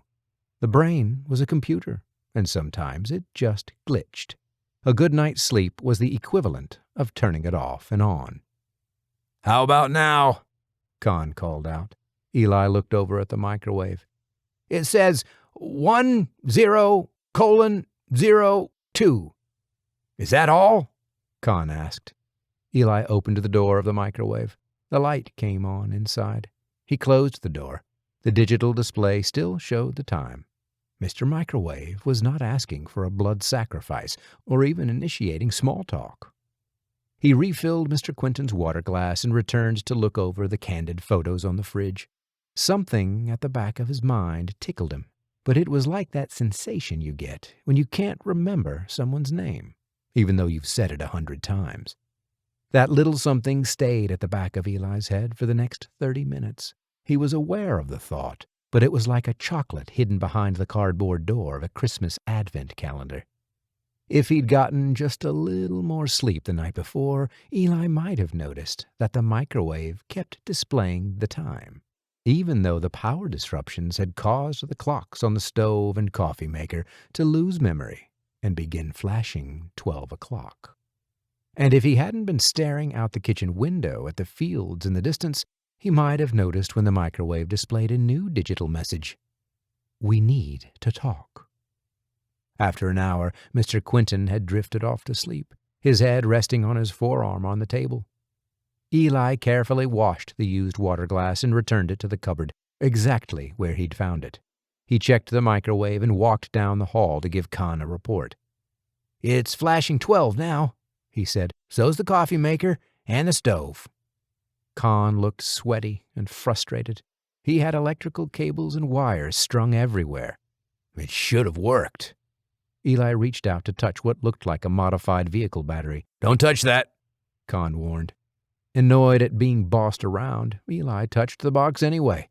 The electrical shock traveled up his finger and clenched all his muscles. He convulsed, unable to let go of the contact.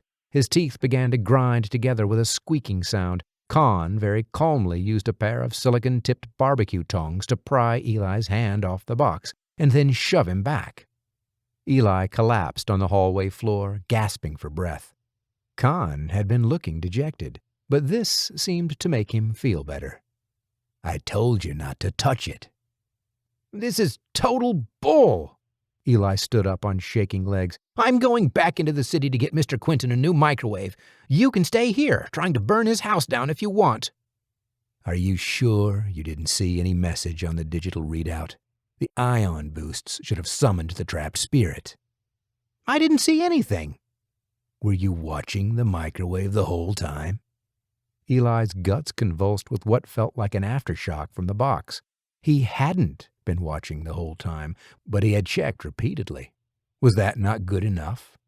Just then, Mr. Quentin, who must have woken up, called out, "Hello? Are you still there?" "We're just about done," Eli called back. "No charge for today's visit, because we didn't do anything except rearrange all your linens." Looking resigned, Con began rolling up wires and unhooking his contraption from the home's wiring. The linen closet smelled like smoke and sardines. "Go to the kitchen and run through the questionnaire," he instructed Eli. "There's a laminated card in the backpack. Just fill in the boxes with the red felt pen as you go." "A questionnaire? Don't you think we should have started with that?" Con grinned, showing off his dimple and boyish charm. Eli's annoyance over having his time wasted and his body violently electrocuted started to fade. There were worse ways to spend his day off, such as going to IKEA with Brenda. Chapter 9. Con tossed the keys to Eli as they left the dilapidated farmhouse. "You can drive, my man." Eli climbed into the driver's side slowly. He was puzzling over the questionnaire and the answers Mr. Quentin gave him. Something wasn't adding up, but he couldn't put his finger on it. Maybe the problem was that they came out to deal with a ghost, and ghosts weren't scientifically proven to be real. They began the drive back into the city. Con reclined the passenger seat and donned a pair of aviator-style sunglasses. He pulled out the laminated card and reviewed the notes Eli had taken back at the house.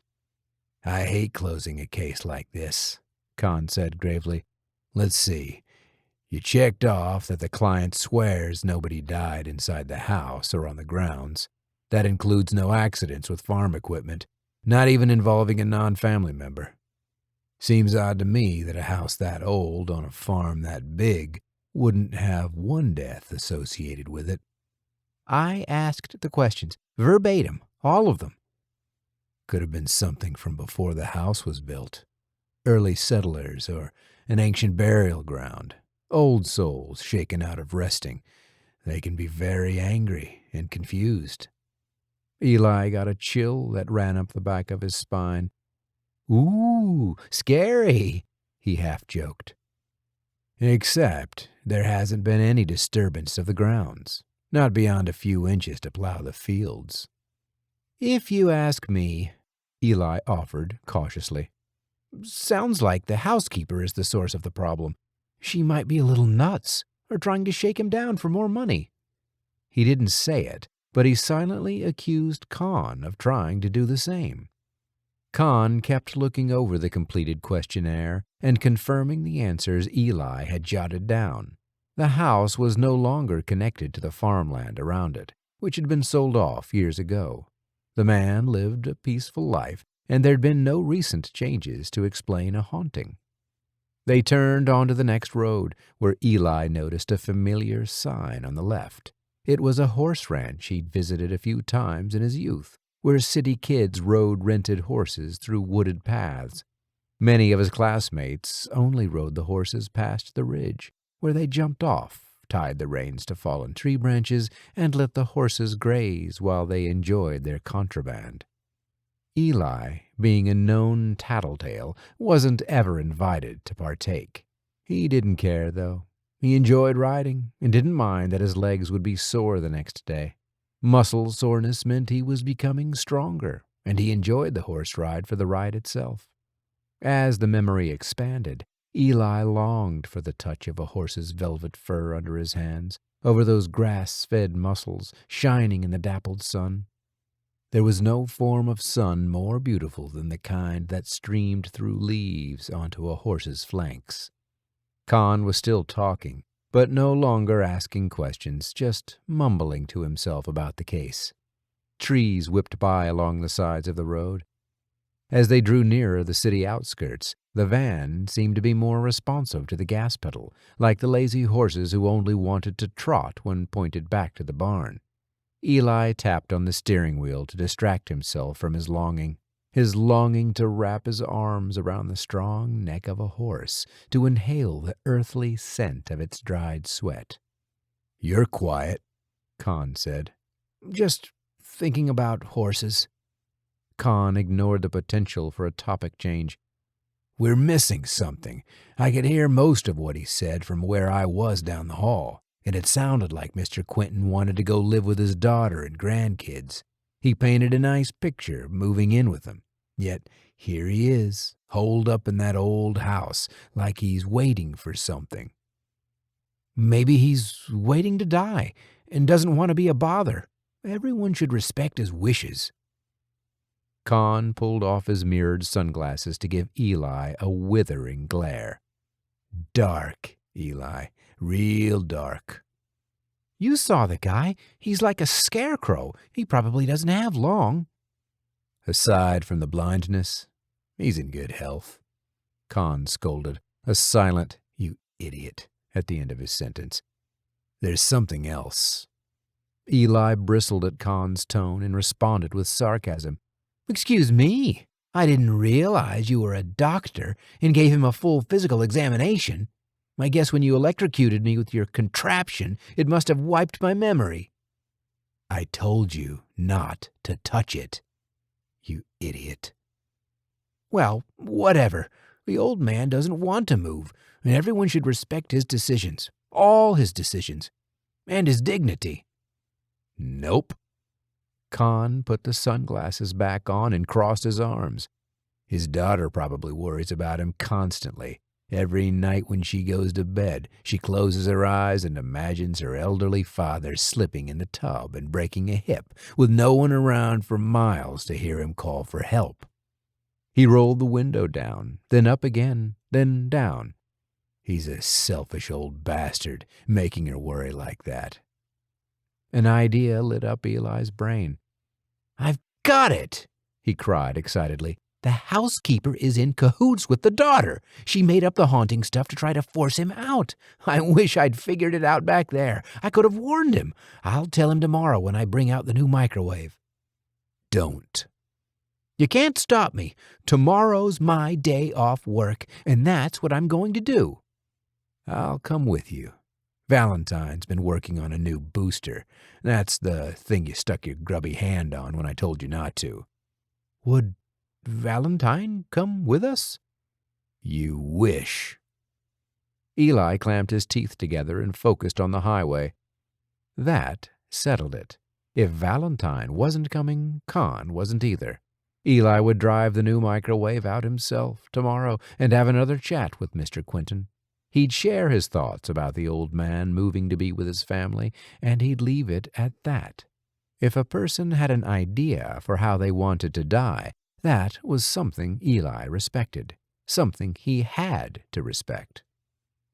When they reached the city, they got caught in traffic. The counterflow lanes were switched to direct cars away from the city, and the van lurched impatiently from red light to red light, like a lazy horse in want of its oats.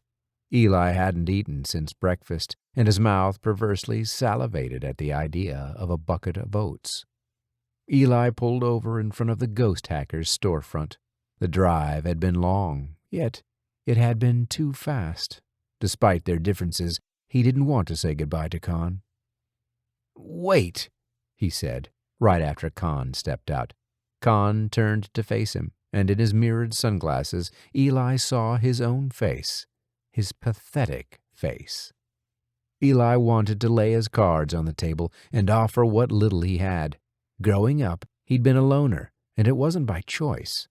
Everyone knew he was a tattletale, and except for one long summer that started off idyllic and ended in horror, he'd never been a part of anything. He wanted to push past his fear of rejection, but it was a real and physical thing, an actual lump in his throat, a fence his weak words couldn't climb. Con mercifully threw him a rope. "You hungry?"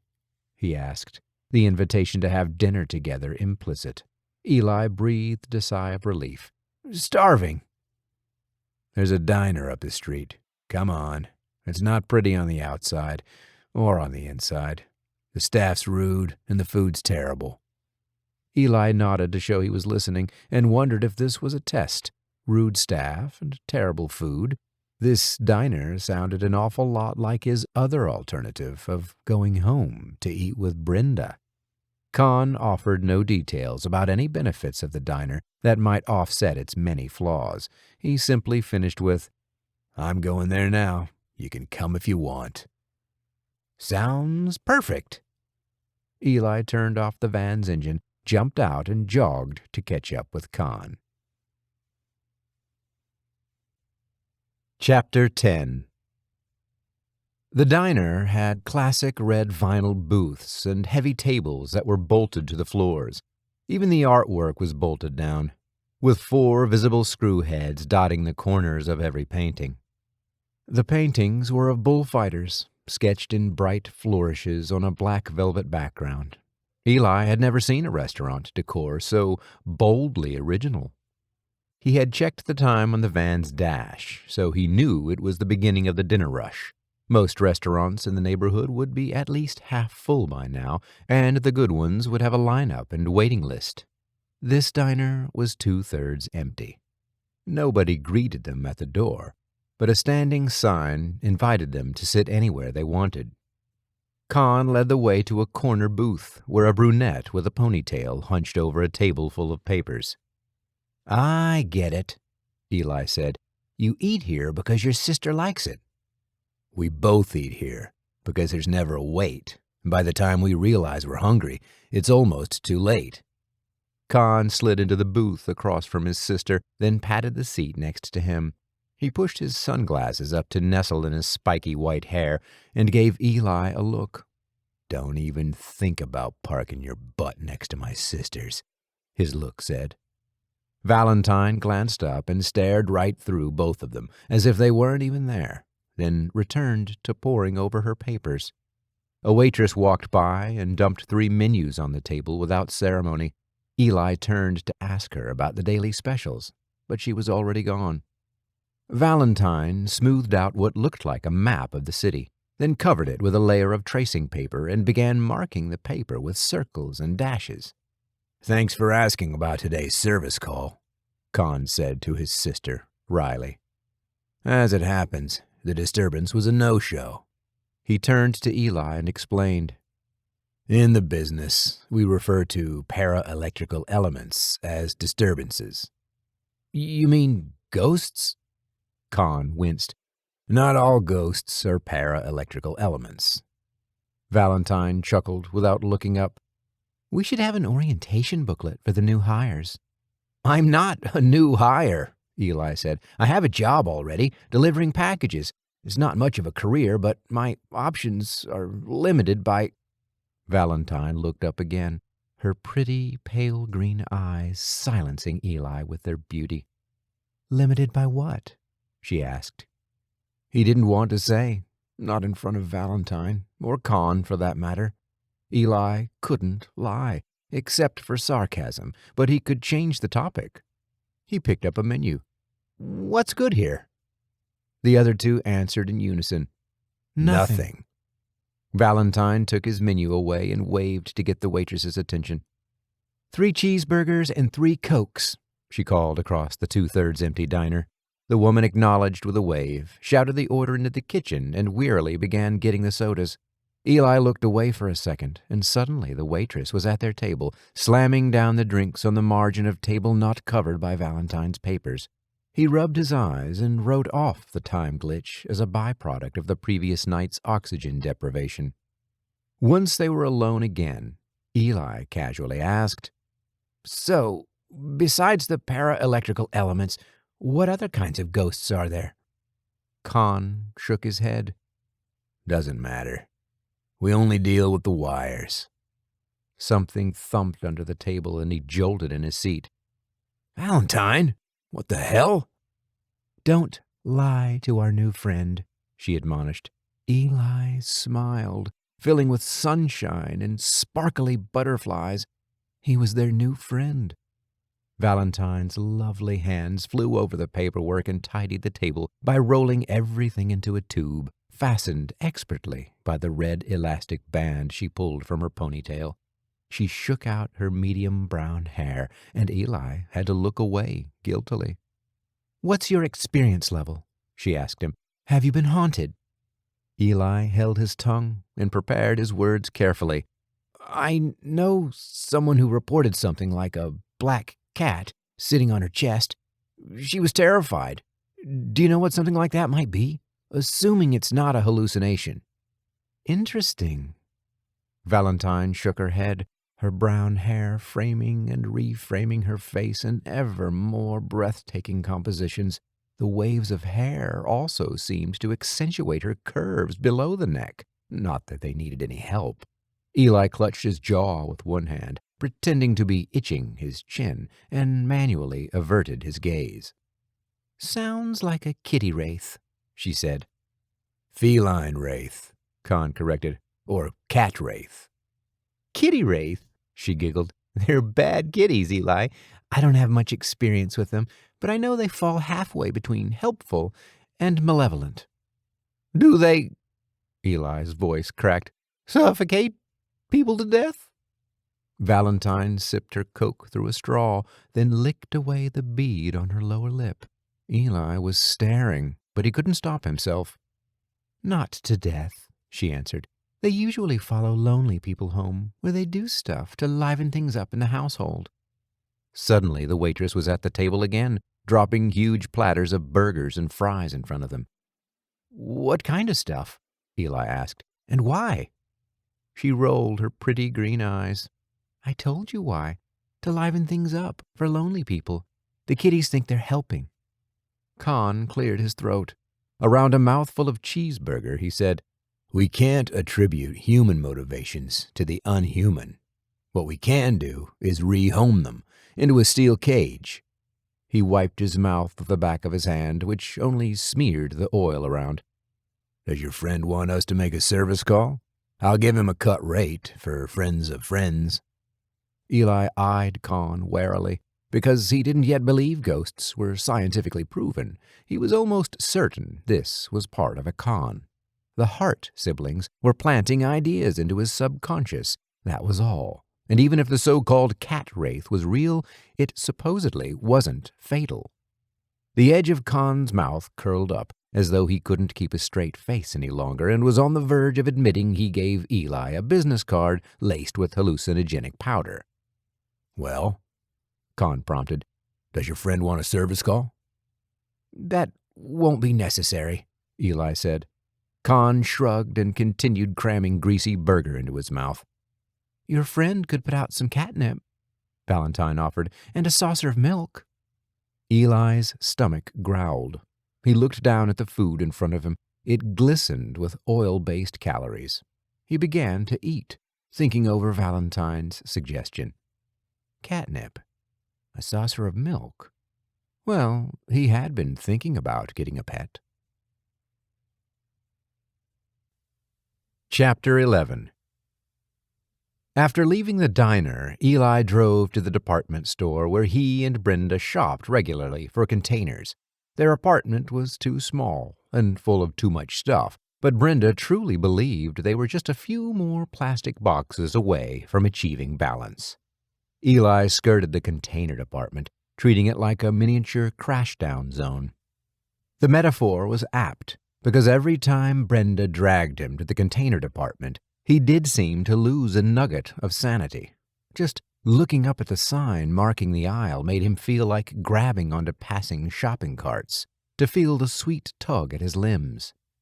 He shook his head to clear the weirdly suicidal daydreams, and proceeded to the small appliances department. The store had 24 models of microwaves, but 14 of them were designed for mounting over a stove. That left 10 options. Eli closed his eyes and began fondling the control panels. A youthful voice of indeterminate gender asked flatly, "Can I help you with anything, sir?" Eli's eyes flew open. The staff member in the blue bib was male, and in his teens. He had dyed black hair, wore black eyeliner, and a studded dog collar around his neck. Eli's eyes traveled down and stopped on the boy's name tag, a name tag which led Eli to believe this young man might be sympathetic to Eli's plight. "Do you believe in ghosts?" Eli asked. The young man glanced around, his dark-rimmed eyes flitting nervously. "Why? What do you know? If you're from the head office, you have to tell me. Those are the rules, or else it's that bad thing, entrapment." "I'm not from the head office, I swear. I'm just a civilian customer trying to buy a microwave and wondering if other people believe in ghosts." He stuck out his hand. "I'm Eli." The boy shook his hand. "I'm Nataz." He pronounced it Nate-az. He nodded to his name tag, which really did list his name as Nateas, though the final 2 letters had been drawn in with a felt pen. "Read it backwards," he said, smirking. "2 steps ahead of you, Nataz. That's why I asked if you believe in ghosts. So, do you?" "All warlocks believe in ghosts." "You're a warlock?" Nataz took a step back and looked around again. "Are you sure you're not from the head office?" "Would someone from the head office wear polyester short pants?" Natas looked down at Eli's knees and chuckled. He checked around furtively for the third time, then pulled a card from his blue smock. Eli hesitated before accepting the card, doing a visual check for powder and noting that Natas was touching the sides with bare fingers. Finally, he took the card, which contained nothing more than an email address that began with necromancer 69 and finished with a free email provider. "I'll take that as a yes," Eli said. "Their numbers are growing," Natas said, his voice quivering. "The ghosts are converging on the city from all over the world. Soon we'll be outnumbered." "What do they want?" "A front row seat for the big show." The kid paused dramatically, his eyebrows raising to their limit. In a hoarse, near whisper, he finished, "The end of the world." "Oh!" Eli turned away and twisted the dial on a microwave. "Sounds legit." The kid snorted. "Don't tell me you're a mother shipper." "Pardon me?" Eli didn't know the term, but it sounded disturbingly similar to another epithet. "One of those alien abduction weirdos," Natas explained. "Mother shippers." "I think I'd know if I was." He turned back to the microwaves, deeply regretting his choice to strike up a conversation with a stranger. He knew there was a reason he didn't usually do such a thing. The kid slipped back into work mode. "If you buy one of these microwaves, tell him Nate helped you so I get the commission." "Are you going to help me pick one out?" The boy pointed one black lacquered fingernail to the most basic model. "That one's on sale." "Is it a good microwave? I hate to be cheap, but I'm buying it for an old guy who's blind, so this model with the 2 dials might be better than the digital ones." "He's blind?" Natas blinked rapidly, his eyes becoming dewy. Eli got the terrible feeling he'd just ruined someone's day by mentioning the existence of disabilities. "Just in the eyes," Eli said. He'd meant to say something reassuring, something else entirely, but sometimes the chip diverted him like this. "Just in the eyes," he repeated in a gentle tone, hoping his voice was soothing. "Phew," Natas said. He grabbed a cardboard box from the shelf below the display models. "I'll take this to the checkout for you, unless you need anything else." "What if I did? Would you follow me around like my professional shopping Sherpa?" "Sure, why not?" "Okay, Natas. I need catnip. I don't have a cat, but I'd like to buy a lot of catnip, for personal reasons." The boy hoisted the microwave box to the top of his head and led the way, Sherpa-like, to the pet supplies aisle. Chapter 12. Brenda was preparing to head out when Eli arrived home. He didn't have to ask where she was going because it was Friday night, and she usually went dancing with her friends on Friday nights. Eli stood at the door to the bathroom, holding a 1-pound bag of catnip, and watched as Brenda applied a layer of glitter over top of her thick black mascara. "Is that catnip?" she asked. "It's not oregano." Her lips twitched. She leaned in toward the mirror and used her fingertip to remove a black chunk of makeup that had fallen into her eye. He waited for her to ask about his day. He wanted to tell her about the trip to the farmhouse and trying to help out the old blind man, but he was too tired to simply volunteer the information. Brenda often complained that she had to drag information out of him. By contrast, she never stopped sharing. They could be apart for 10 minutes, and she'd come back with 11 minutes worth of anecdotes. Eli enjoyed her chatter, the way he might enjoy a radio station that played his favorite music 1/3 of the time. It was better than silence. "I talked to Khan," he said. "He acted like he didn't know what I was talking about. The guy believes in ghosts, though, so I don't know how much help he would be anyway." He jiggled the bag of catnip in his hand. "Sometimes carbon monoxide makes people imagine things. There might have been one of those big trucks parked in the alley, idling its engine." "That could be it," she said, flicking her gaze over to him via the mirror. "It seemed real last night, but anything can seem real in the middle of the night. Then the sun comes up, and you feel pretty foolish." She didn't walk him through her day, But Eli got the feeling Brenda had talked to some of her friends, and they didn't believe in cat wraiths, so now Brenda didn't either. So it was either a big truck in the alley or the powder on the card. Brenda nodded in agreement. We could send that business card out to a private lab to test for drugs, one of those places that parents send their kids' hair samples to. We don't need to do that. We'll find out tonight. She smeared strawberry-scented gloss on her lips. What do you mean, we? I'm not sleeping here. I'll crash at a friend's house. Which friend? I haven't decided yet. Eli didn't like the sound of any of this, but perhaps it was for the best he faced this thing down alone, like a man. He pulled open the catnip bag's zippered plastic closure and took a sniff. The green flakes smelled exactly like the tea they served at Brenda's favorite vegetarian restaurant. Brenda finished applying her makeup and shoved the apparatus back into the overstuffed drawer. She cursed the lack of storage in the bathroom. For a moment, Eli felt guilty about his secret storage behind the mirror. He opened the bag and sniffed the catnip again. The feeling passed. Brenda squeezed past him and put on her shoes and jacket by the door. What's the catnip for? She asked. On the off chance it's something paranormal. This might appease the spirit, he chuckled. Stupid, I know, but catnip's cheap enough. Oh. The whites around her eyes showed. Despite her big talk, Brenda was scared. Do you sprinkle the herbs in a circle around the bed so the ghost can't get you? That's a good idea. I was just going to put it in a bowl. She put her hand on her hip and shook her head. Oh, Eli. Fine, I'll sprinkle it around the bed. You can tell all your friends and have a big laugh about it. She didn't even smile. You'll need to pull the bed away from the wall. Sounds like a plan. She bent forward, strapping herself into her tallest shoes. When she righted again, her face was red. Brenda flushed easily, and burned easily, too. Sunscreen weather was coming soon. The seasonal change would add 15 minutes of prep time to her excursions.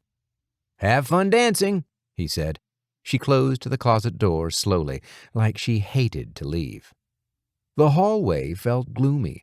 Outside, the sun was setting, and the night was on its way. Eli flicked on the overhead light. Brenda stood motionless at the apartment's front door, gazing up at him. Even in her tallest shoes, she was still so small. He wondered if she was waiting for him to say something specific, to admit to her that he was scared, and that whatever happened tonight, it would be less scary if he could face it with her. Her gaze traveled down to the bag of catnip in his hand. Her lips twitched. Let's do this together, he wanted someone to say. She blinked her spiky, sparkling lashes. Be a man, Eli. Be a man and make a catnip circle around the bed while I spend the night at an unspecified friend's house.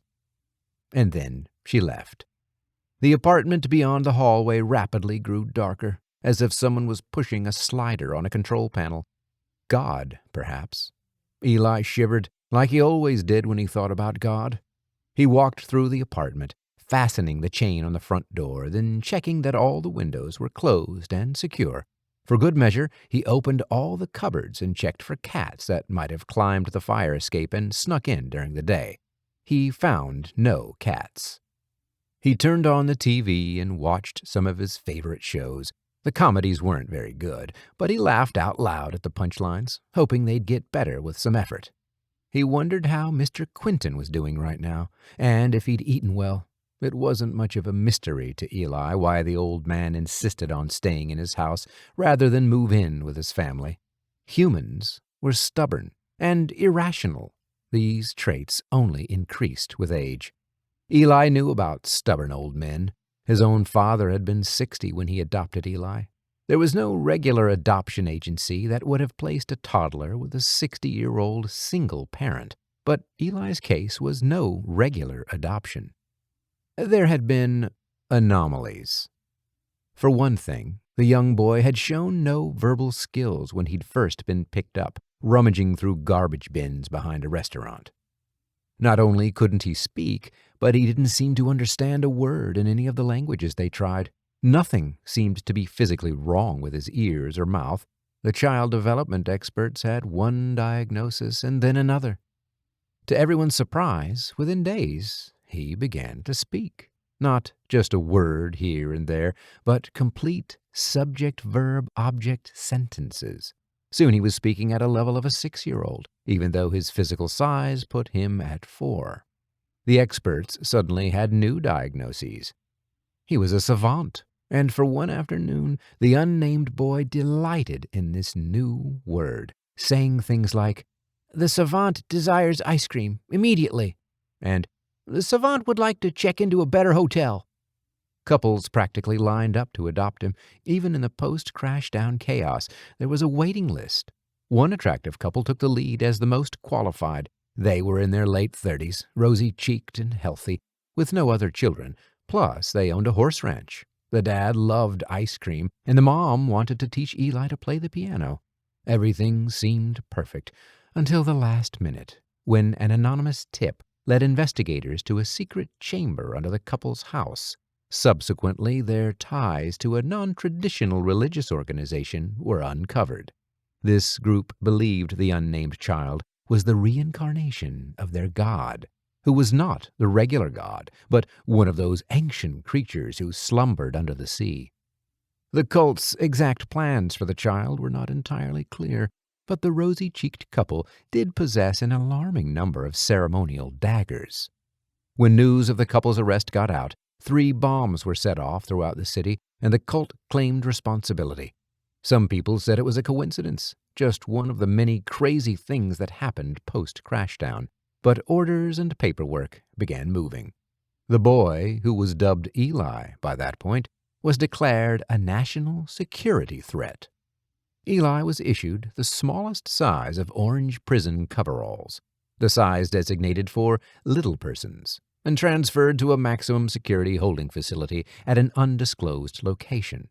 A week later, he woke up in the home of the psychologist he'd bonded with the most, a 60-year-old man named Joseph Carter.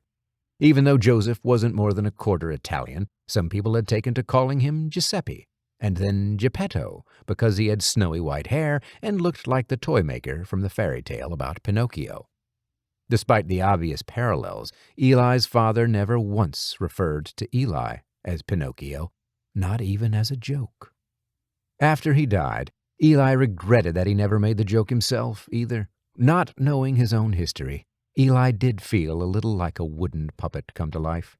Making the Pinocchio joke wouldn't have kept his father alive longer or made the bitter end easier, but it would have been a fun memory to smile over now. Joseph Carter never lit on how he'd managed to spring Eli from jail and adopt him, but he did sell his house and move the two of them into a rundown apartment building during their first month together. He didn't take retirement, but continued to work so that Eli had college money, as well as money for most of the things teenage boys desired. Eli didn't get every video game console he wanted, but he did get some. He also went on every school field trip, and he especially loved going to horse ranches, though he avoided the one horse ranch that had been owned by his would-be murderers. The cult member's house had been demolished and the underground chamber destroyed, but it was still way, way too creepy. When Eli was about 6, Joseph Carter took him to a medical clinic to have a day surgery done on one of his ears. It was nothing major, just one of those common childhood ailments. When he woke up, he was in a different clinic entirely, and there were stitches along his hairline, up above his eyebrow, a world away from his ears. He eyed everyone with suspicion. There'd been some complications, they told him, and he would need to stay for 3 days for observations. The nurses brought him chocolate bars, milkshakes, and cheeseburgers. They let him stay up all night watching movies and eating candy. It was like they weren't even real nurses. The stitches were itchy. The milkshakes were good. He heard people talking when they thought he was asleep about the microchip they'd installed in his head. He got cake and ice cream for breakfast. You win some, you lose some. Chapter 13.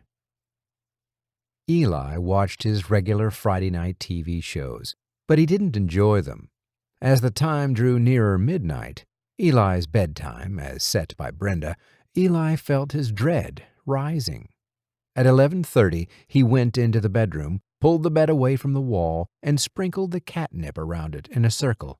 While he was sprinkling the herbs, he was certain his line was perfect, and he felt proud of doing a good job, even on such a ridiculous thing.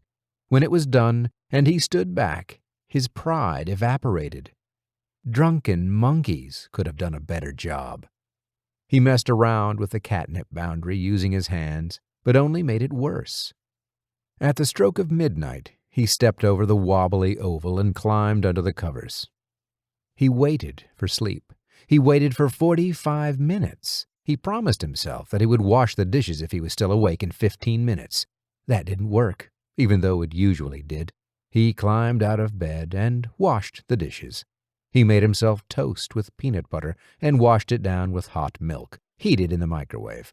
Then he tossed a sleeping pill down after the mess. It was nearly 1:30 now. Instead of getting back in bed, he ran himself a hot bath and climbed in.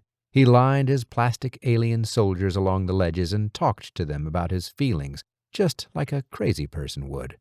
He picked up Brenda's pink razor and shaved 1/3 of his right thigh, 1/3 vertically. There was no clock in the bathroom, but he guessed it was past 2. He arranged the soldiers across his chest and enacted a leisurely battle. His head got fuzzy. Green bits of catnip floated on the water all around him. He slid down and got more comfortable, rocking his head to one side. Was there even more catnip in the tub? He closed his eyes and imagined aliens were making their favorite tea, Eli tea, with catnip. He took a deep, relaxed breath in. The breath came back out in bubbles. His eyes flew open. Someone was holding him under the water, their bony fingers around his neck. He fought, thrashing around in the water. This only made a mess, with water and plastic soldiers flying everywhere. Eli bumped the back of his head hard enough that it momentarily stunned him into going limp. As soon as he stopped thrashing, the hand released from his throat and he bobbed up. The cool air hit his face, and he sucked in air with wobbly lungs. The darkness regarded him with what seemed to be curiosity. Eli took a second breath. One red eye seemed to wink at him, and then the darkness flashed up and pulled him under the water. Eli tried to remember everything Valentine had said about cat wraiths. Unfortunately, she hadn't said much, except that they didn't usually kill people. What had she said? They followed lonely people home and tried to liven things up. This dark-toothed, smoky, shape-shifting thing didn't look like any cat Eli had ever seen. Except, were those 2 pointed ears near the top of its head? Eli stared up at the points, the view distorted by the bathwater. Were those things ears or horns? Bubbles trailed out of his nostrils. He remembered something about cats. They often played with their prey, batting around anything from spiders to mice. When the prey stopped moving, the cats either ate it or lost interest and walked away. Eli still had some oxygen in his lungs and still had some fight in his body, but he stopped thrashing. If Kitty wanted to play, Kitty would need to play nice. Eli went completely limp in the bathwater. His knees were up, and he was positioned on his back with his head and face fully submerged in the warm water. He held still until the water was calm. Carefully, Eli peered up through his eyelashes. The dark face with red glowing eyes stared back at him. Bits of green floated by. The points at the top of its head twitched. They were definitely ears, not horns. All at once the bony hand released his throat. Eli willed himself to hold still, despite his aching lungs crying out for oxygen. Hold on, just a bit longer. The red eyes above him blinked off and on, as though the dark monster was blinking, thinking, plotting. Hold on. The scar along his hairline began to itch furiously. Hold on. Something poked him in one armpit, and then the other. 2 bony hands slipped under his arms. With seemingly effortless ease, the cat wraith scooped him out of the bathtub, and gently rested him on his side. Eli was just barely conscious now. The cat wraith tilted up Eli's chin, pulled open his jaw, and swept 2 bony fingers through his mouth to check his airway. Eli coughed and sputtered, then gasped for breath. He kept his eyes squeezed shut, even as his breathing calmed. Whatever was in the bathroom with him was still there. He didn't dare open his eyes, but he felt the presence of the darkness. He wondered if the sleeping pill he'd taken was helping to keep him calm, and then he wondered if it wasn't the sleeping pill itself that was making him hallucinate. It was a new brand, after all. Even with his eyes closed, the whole world seemed distorted now. Everything sounded muted, like he was still underwater or under glass. The sleeping pills. Brenda had picked them up recently, enthusiastically saying the brand was all natural. He told her arsenic was also all natural, and then she'd been snippy the rest of the day. But then she'd been especially eager to serve him a mug of cocoa that night, and he'd wondered if she dosed him with the sleeping pill to prove a point. But he didn't dare ask. Come to think of it, Brenda had made him a cocoa Thursday night as well. She'd delivered it with that sweet smile of hers. He thought she was just thanking him for doing a good job in the bedroom. But now he wondered. The bathroom floor's tiles felt cold under his cheek, and the water evaporating rapidly off his beached body made him shiver. He kept his eyes clenched shut, trying to get rid of the sleeping pill hallucinations by mental strength alone. He shivered again and thought about the large, fluffy towel that hung from the towel rod a few feet from his head. The light shifted, and then the towel was on him, a dry, warm terry cloth blanket. Eli drifted in and out of consciousness. The heavy meal plus sleeping pill had really done a number on him. He'd deal with everything in the morning, he decided. He would send those all-natural sleeping pills to the nosy parent lab to have them tested. The towel was so warm and comfortable. Face down on the bathroom floor, Eli fell into a deep slumber. He didn't usually snore, but tonight was a special occasion. He snored so loud and deep his bones vibrated. The cat wraith wasn't sure if it liked Eli's snoring. It reached into the lukewarm bath water and pulled the plug to drain the water from the tub. It liked watching the water swirl down the drain. That was good stuff. Then, for a full 4 minutes, the cat wraith perched on the closed seat of the toilet, watching the pale human snore. The snoring was not pleasant to listen to, after all. The cat wraith picked up one of Eli's toy soldier aliens, lubricated it with its tongue, and lodged the soldier head first into one of Eli's nostrils. The force of Eli's snoring exhale blew the plastic toy out in one gust. The cat wraith repeated the process until it got bored, which was exactly 5 times. Done with Eli, it coalesced into the shape of a kitten and scampered into the bedroom, where it had an intense catnip party, frolicking wildly until it got bored, which took exactly 6 minutes. Chapter 14. Eli woke up in his bed, naked. The clock next to him indicated it was only 4 o'clock, yet the room was bright and the curtains were open. That wasn't right. It was still spring, and the sun shouldn't be up already. He grabbed his phone from the dresser for a second opinion. It was 4 o'clock in the afternoon, and he'd slept through most of the day. What a crazy night he'd had, with the hallucinations in the tub. It was a miracle he'd gotten himself into bed. As soon as he saw Brenda, she was going to be in dire trouble for buying those evil sleeping pills. He rolled out of bed and stepped into a pile of crunchy herbs. He gasped. There was catnip everywhere. It looked like a Disney cartoon about kittens had happened in the bedroom. Well, this was basically Brenda's fault for buying those sleeping pills, so she could deal with it whenever she decided to return home from her overnight at an unspecified friend's house. Eli cleaned up, got dressed, and ate a quick bowl of cereal standing over the sink. He checked a few messages, then left the apartment to do his planned errands. He would visit his favorite places before they closed for the day, then take the microwave to its new owner.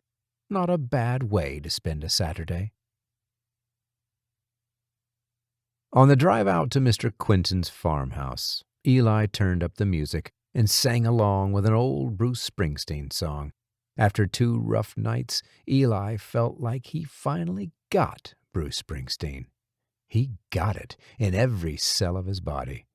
Eli pulled up to the farmhouse at dusk. He worried for a moment that Mr. Quinton wasn't home. The lights were all off, after all. Then he made the connection that blind people wouldn't turn on lights. He felt smart for figuring this out, but stupid that he had to first go through the thought process. With the microwave box held against his hip with one arm, he knocked on the farmhouse door. The latch on the door was loose, so the door creaked open. The house was quiet, and a smell wafted out. The dank air smelled not unlike the lizard terrarium from Eli's 5th grade classroom. "Hello, it's me, Eli. I was here yesterday with the other guy, Con." Eli was very careful to pronounce Con's name with a breathy k at the beginning, so it didn't sound exactly like Con. "Come in," came the weak reply. Eli stepped into the darkness. His skin prickled as he reconsidered the intelligence of stepping into an allegedly haunted house. "Do you mind if I turn on the lights?" he asked the darkness. The old man chuckled. "Oh, not at all," he said. Eli found the light switch in the second most logical place and flicked it on, flooding the front living room in light. The furnishings were what you'd expect, a mismatch of styles from several decades, none of it high-end, covered in an assortment of quilts and throws. Mr. Quinton sat in a recliner, a hardcover novel in his hands. Eli's blood ran cold, and his eyes widened at the sight of a white-eyed man holding a novel. It was the creepiest thing he'd seen in a long time. He nearly ran back out the front door, except he quickly concluded the pages must be in Braille. He felt smart for figuring out the bit about the Braille, but wished he'd gotten there sooner. "I brought you a new microwave," he said. "You didn't have to do that."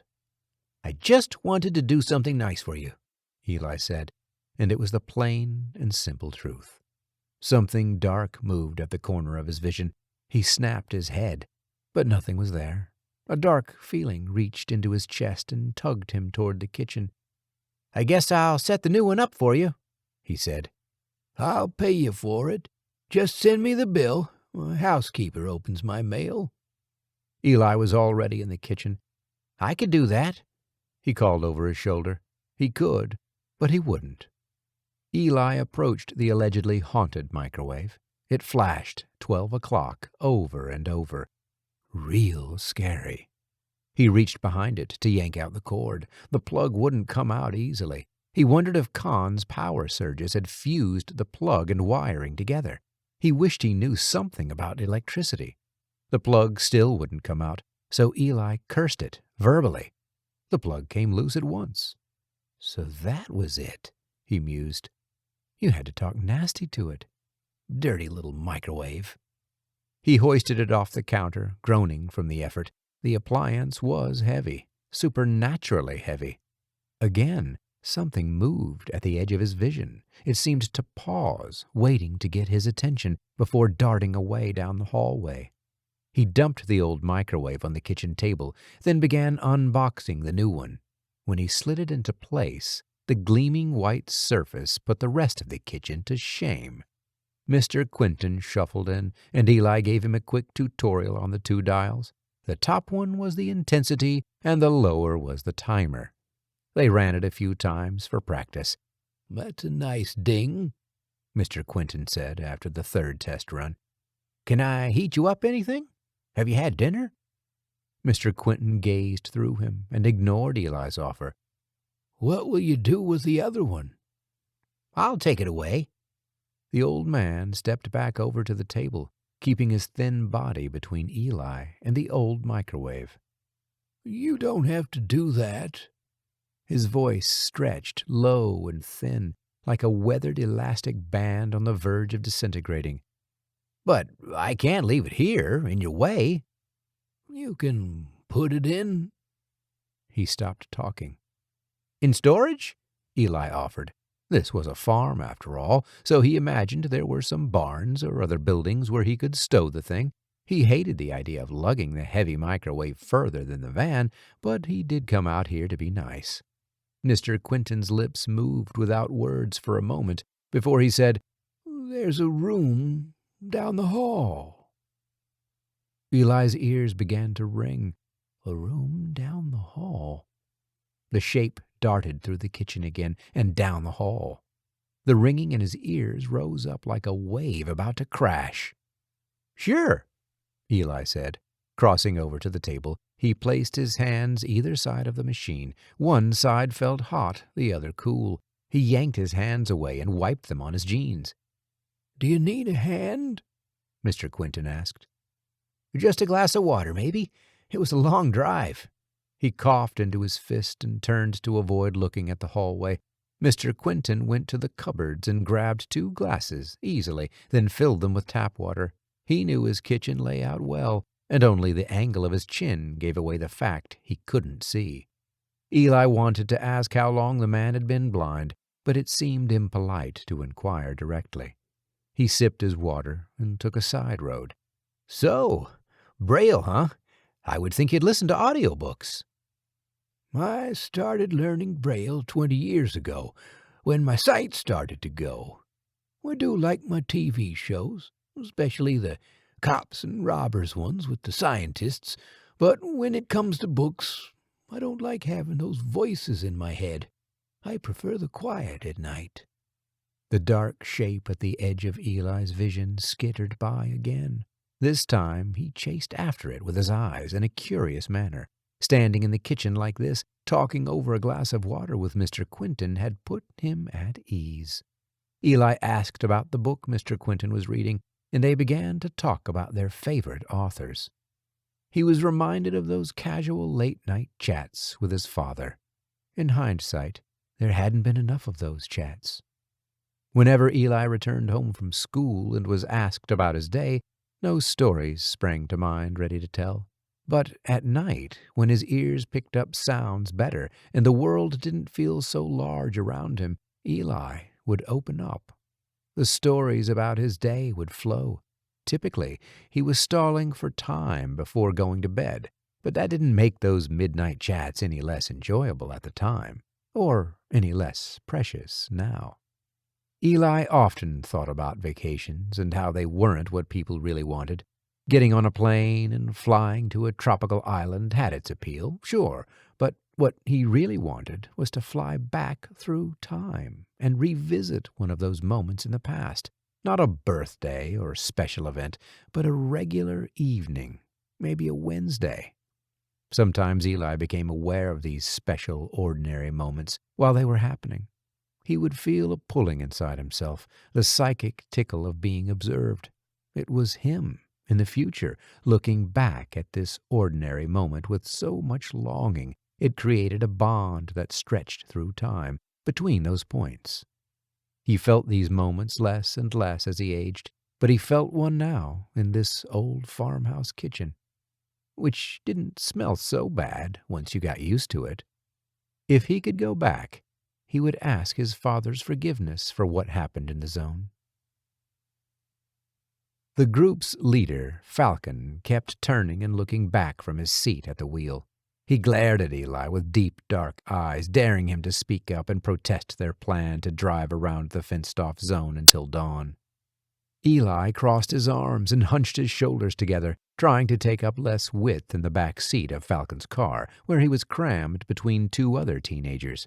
Eli was about 16 and in the middle of a growth spurt that had lengthened his bones, but had not yet given him enough muscle.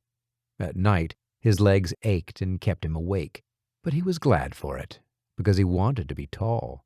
Pain was good. Pain was growth.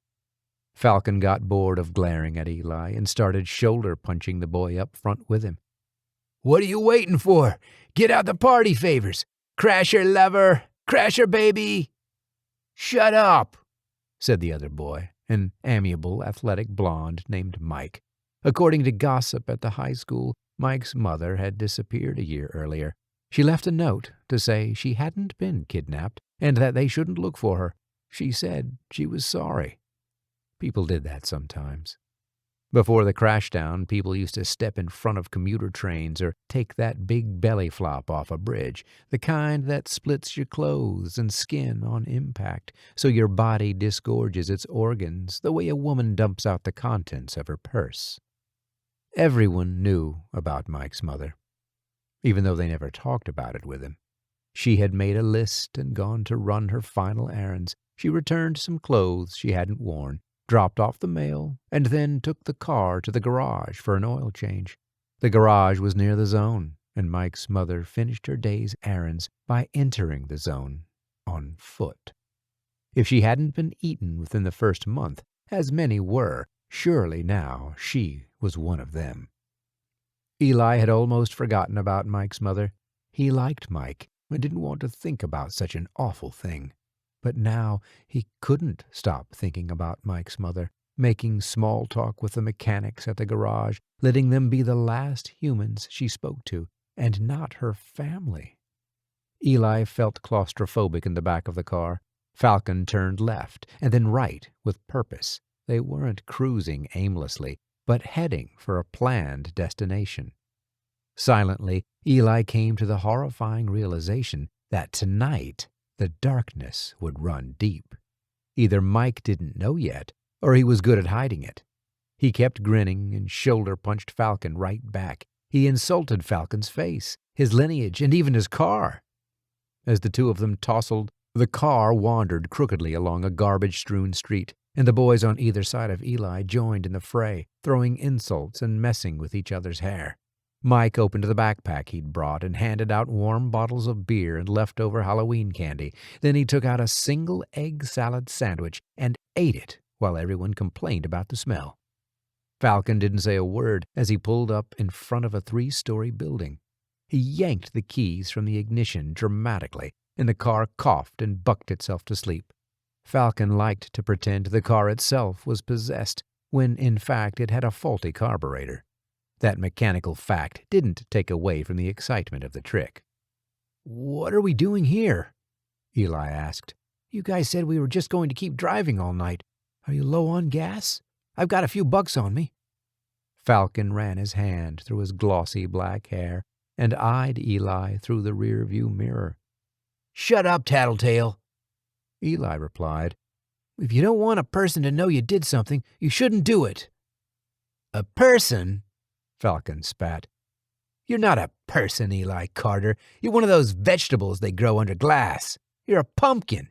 You're not even real." Mike, who was the closest thing to a friend that Eli had, turned back and sneered at Eli. "Pumpkin? Good one." Eli leaned forward to get a better look at the building they were parked in front of. It was an old one. At one time, this area had been the financial district, the business center of the city. Before that, it had been a residential district for the working class. Many of the stone apartment blocks that were the city's oldest structures had been demolished to make way for office towers. The workers had to move further and further from the city. Ironically, the towers hadn't lasted long at all, not compared to the buildings they'd replaced. Most of the towers were completely gone now, dismantled for parts or demolished because of liability issues. What remained along these once great blocks were square holes in the earth where underground parking had been collapsed, plus a few tall buildings in rapid deterioration due to lack of maintenance, and stone or wood-framed structures like this one.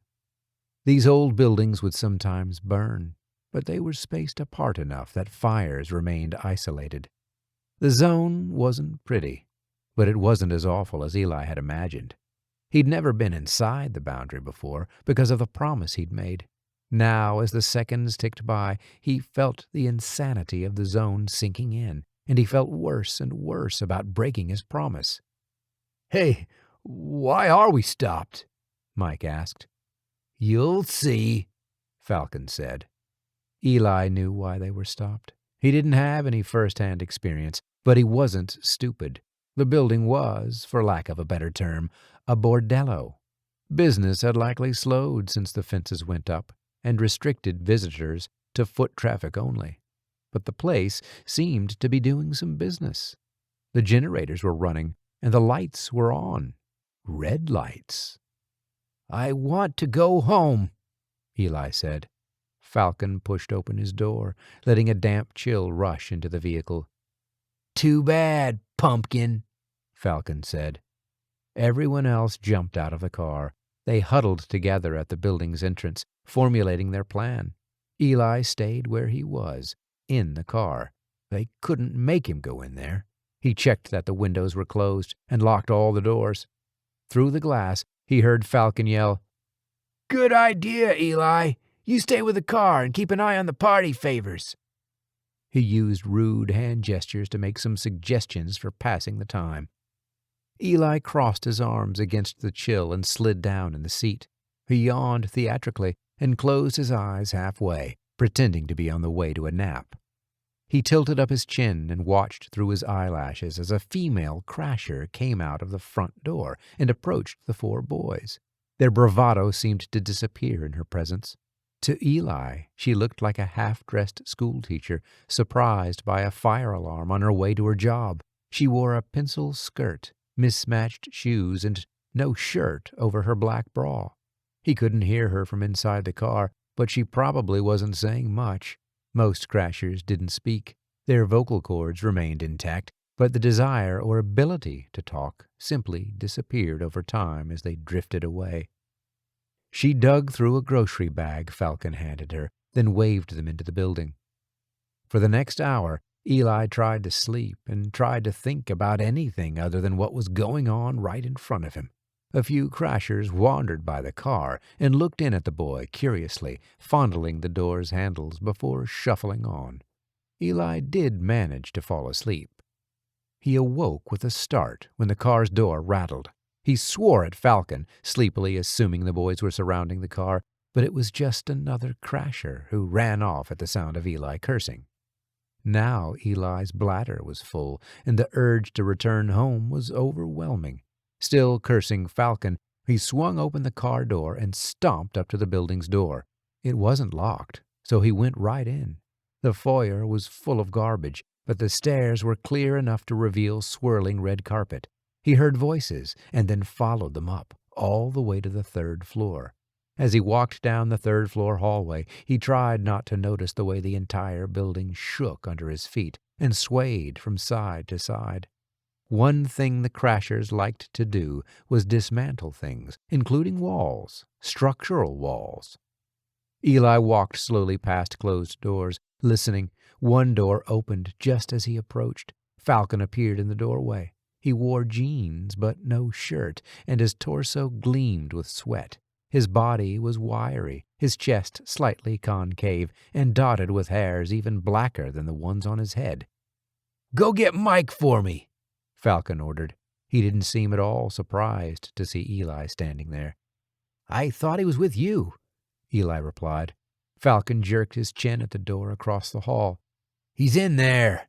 Get him, and haul him over here, or else." "Or what?" Falcon glanced down meaningfully at something on his hip, the hilt of a knife protruding from a leather holster fixed to his belt. "Or I'll open you up, pumpkin." Falcon grinned maliciously. "I'll yank out your pumpkin guts and turn you into something real." Eli looked over Falcon's gleaming biceps.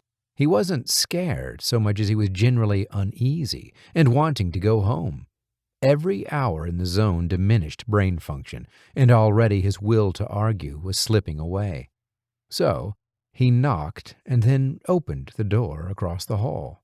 Mike and the other two guys sat huddled together on a sofa with no feet, watching TV. Eli told Mike that Falcon wanted him across the hall, and then he led the boys over.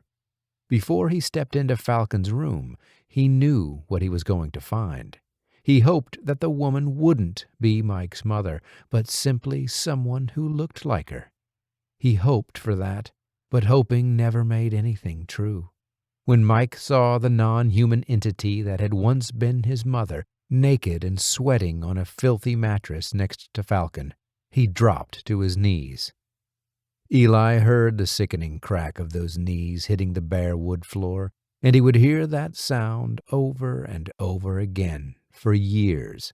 It would haunt him, along with what happened next. Mike threw the first punch.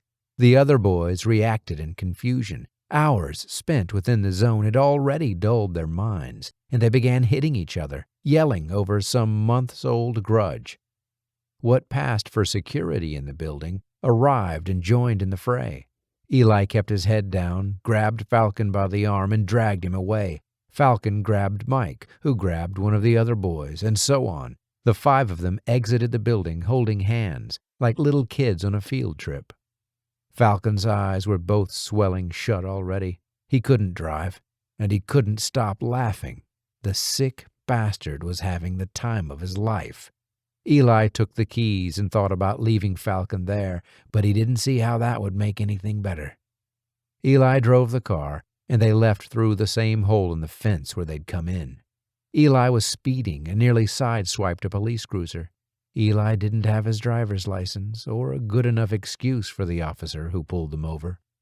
5 hours later, Eli was the last one left at the police station when Joseph Carter came to collect him. When he saw the look on his father's face, Eli wished he had died that night in the zone. It would have saved him the agony of seeing his father's emotions. Anger, disgust, disappointment. Chapter 15. The kitchen conversation with Mr. Quentin had run its course. There was nothing left for Eli to do but take the old microwave down the hall. A shadow passed through the bright kitchen and flicked off in that direction. Eli, still clinging to the promise of science, attributed this shadow to the power of suggestion. He picked up the microwave easily this time, as if it weighed no more than a cardboard box of the same size. "This way," Mr. Quentin said, shuffling ahead of him. He thoughtfully flicked on the hallway light along the way. They reached the linen closet and turned right, then went through a door Eli hadn't noticed on the previous visit. The light in this room wouldn't turn on, but there was enough light spilling in from the hall that Eli could find a desk. He nudged a few books to the side and set the microwave on the desk's surface. Dust billowed into the air. This room was evidently long abandoned and not part of the housekeeper's routine. Eli's fingertips stroked across the worn wood surface of the desk. There were deep gouges, carvings. He couldn't see the marks because they lay in the shadows, but his fingers swept back and forth. Eli found he could read the carved marks with his fingertips, and he was so intrigued he didn't question why. The deepest markings were a name. "Who's Donald?" he asked Mr. Quentin. "My son." A fierce coldness swept over Eli's exposed skin, and then seeped through his clothes, chilling his blood. He looked around the dim room with its rock band posters on the wall and a twin bed against the other corner. The bed was neatly made with dark linens, the corner of the blanket turned down invitingly, as if waiting for someone's arrival. Eli's adrenal glands issued the order to run, but his head held still, the air around him too thick for moving through. "I've been waiting for a long time," Mr. Quentin said. Eli's voice quivered. "For what?" The old man stood in the doorway, backlit, his face hidden in shadows. "I've been waiting for Donald to come home, but I don't think he's coming." Green light filled the room. The microwave's LED panel had come on. But that was impossible. Eli had only set the appliance on the desk. He hadn't plugged it in. The panel flashed 12 o'clock, and then it stopped. It came back on, scrolling a message. "I need to talk to you, Dad."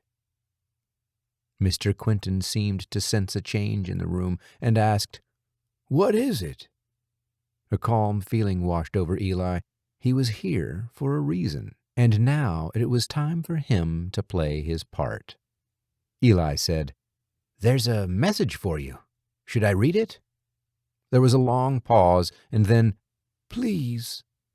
"I need to talk to you, Dad." Mr. Quentin stood up taller in the doorway. "Donald?"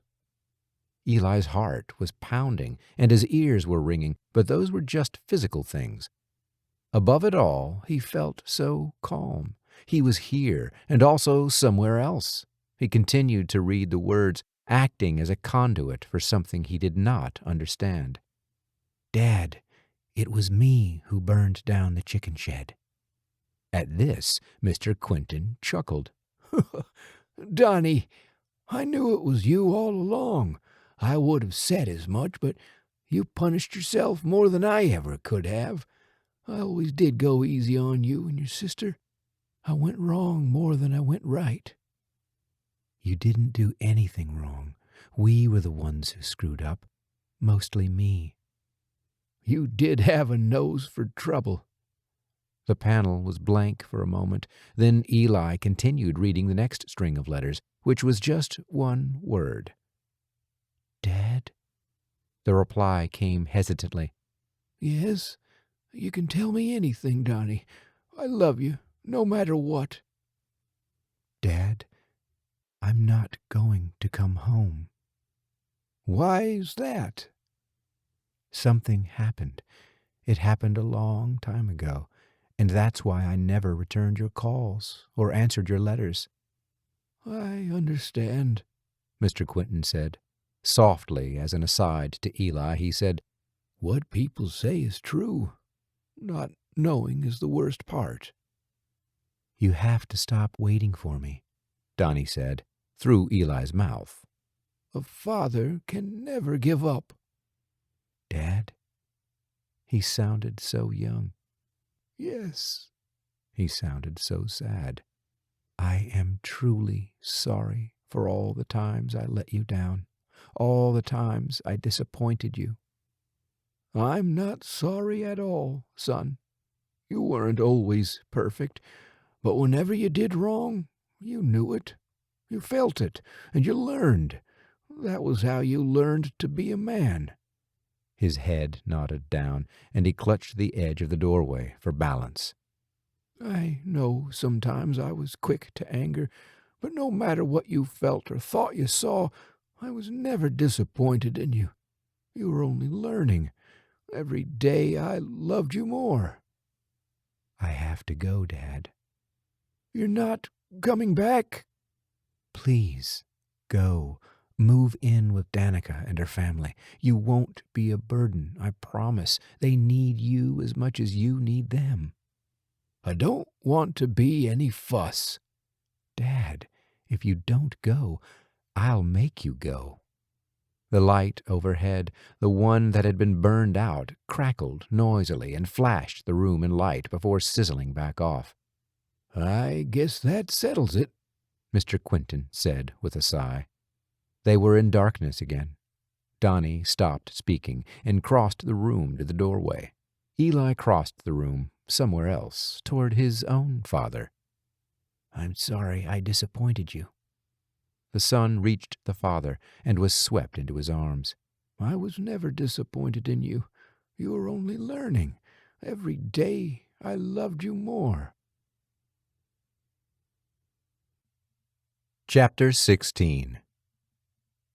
Eli slept well that night, on Mr. Quentin's well-worn sofa in the front room of the farmhouse. By the time they'd finished talking, it was well past Eli's bedtime, and he'd already started to nod off just sitting on the sofa.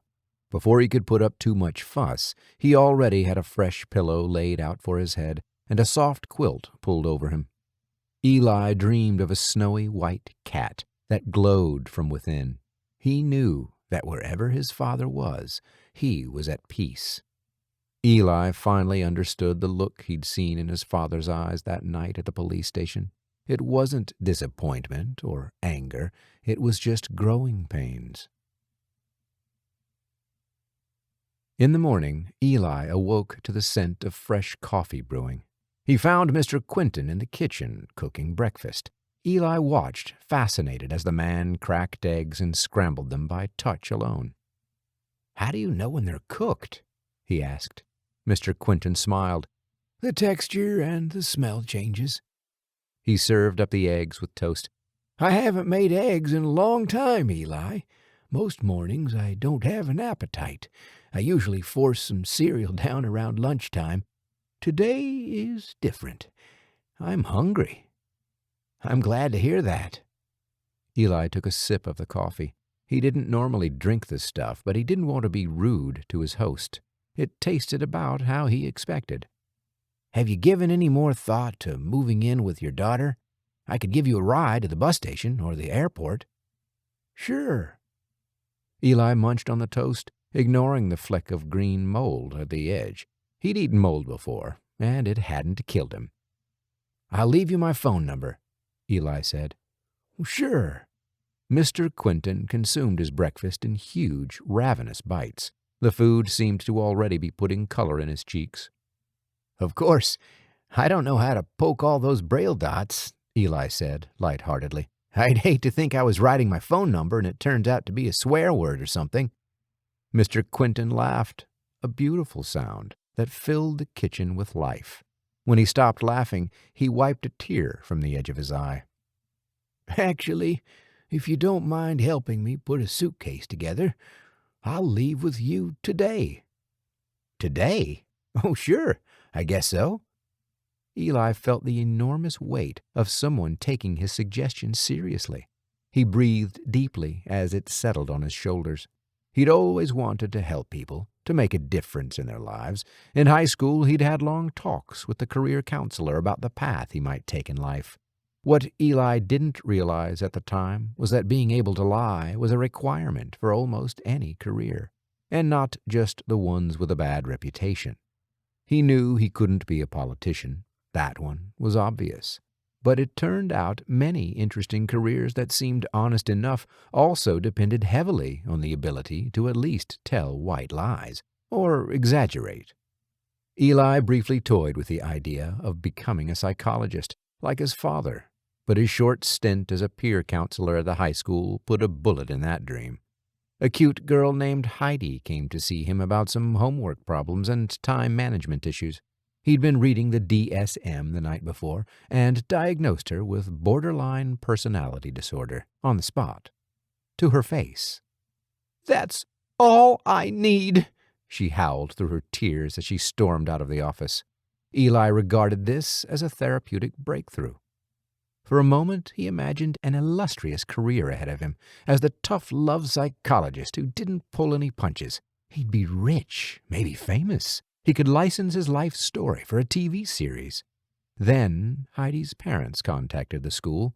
Eli found out people didn't want to be told what was wrong with them. Psychiatry is a lie, he angrily told the career counselor. What is the value of the truth if nobody wants it? The woman didn't argue with him. How do you feel about plumbing? What else is there? She wrinkled her nose as she looked at the computer screen between them. Surgeon? The scar on Eli's head began to itch. No, he said glumly. The woman shrugged. Take some first-year classes. Since your father's got your tuition saved up, you'll figure something out. She put on a smile, looked him straight in the eye, and lied to him. Plenty of people don't know what they want to do when they begin college, but everything falls into place. You'll see. Eli left the career office that day with his head hung low. He could never be a career counselor or a mortgage advisor or a real estate agent. He could never tell people everything was going to be okay because everything was not okay, and it never would be. Orange juice. Eli was startled out of his thoughts by Mr. Quentin offering him orange juice. He accepted the offer and watched as the man poured him a glass, using one fingertip inside the glass to tell when it was full. Sunshine filled the kitchen. Happiness filled Eli's heart. Maybe things weren't okay, but life went on. The man across from him couldn't see with his eyes, but he saw with his heart and his fingertips. People lied to each other every day, but more often than not, they did it out of kindness, out of love.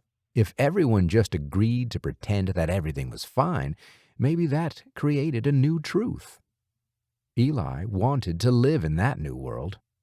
They finished breakfast and washed the dishes, even though Mr. Quentin wasn't planning to come back.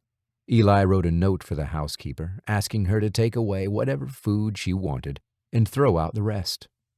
They located 2 suitcases, the buckles and zippers stiff from disuse. Eli packed the clothes, while Mr. Clinton spoke to his daughter on the phone, making arrangements. The plane would leave that afternoon.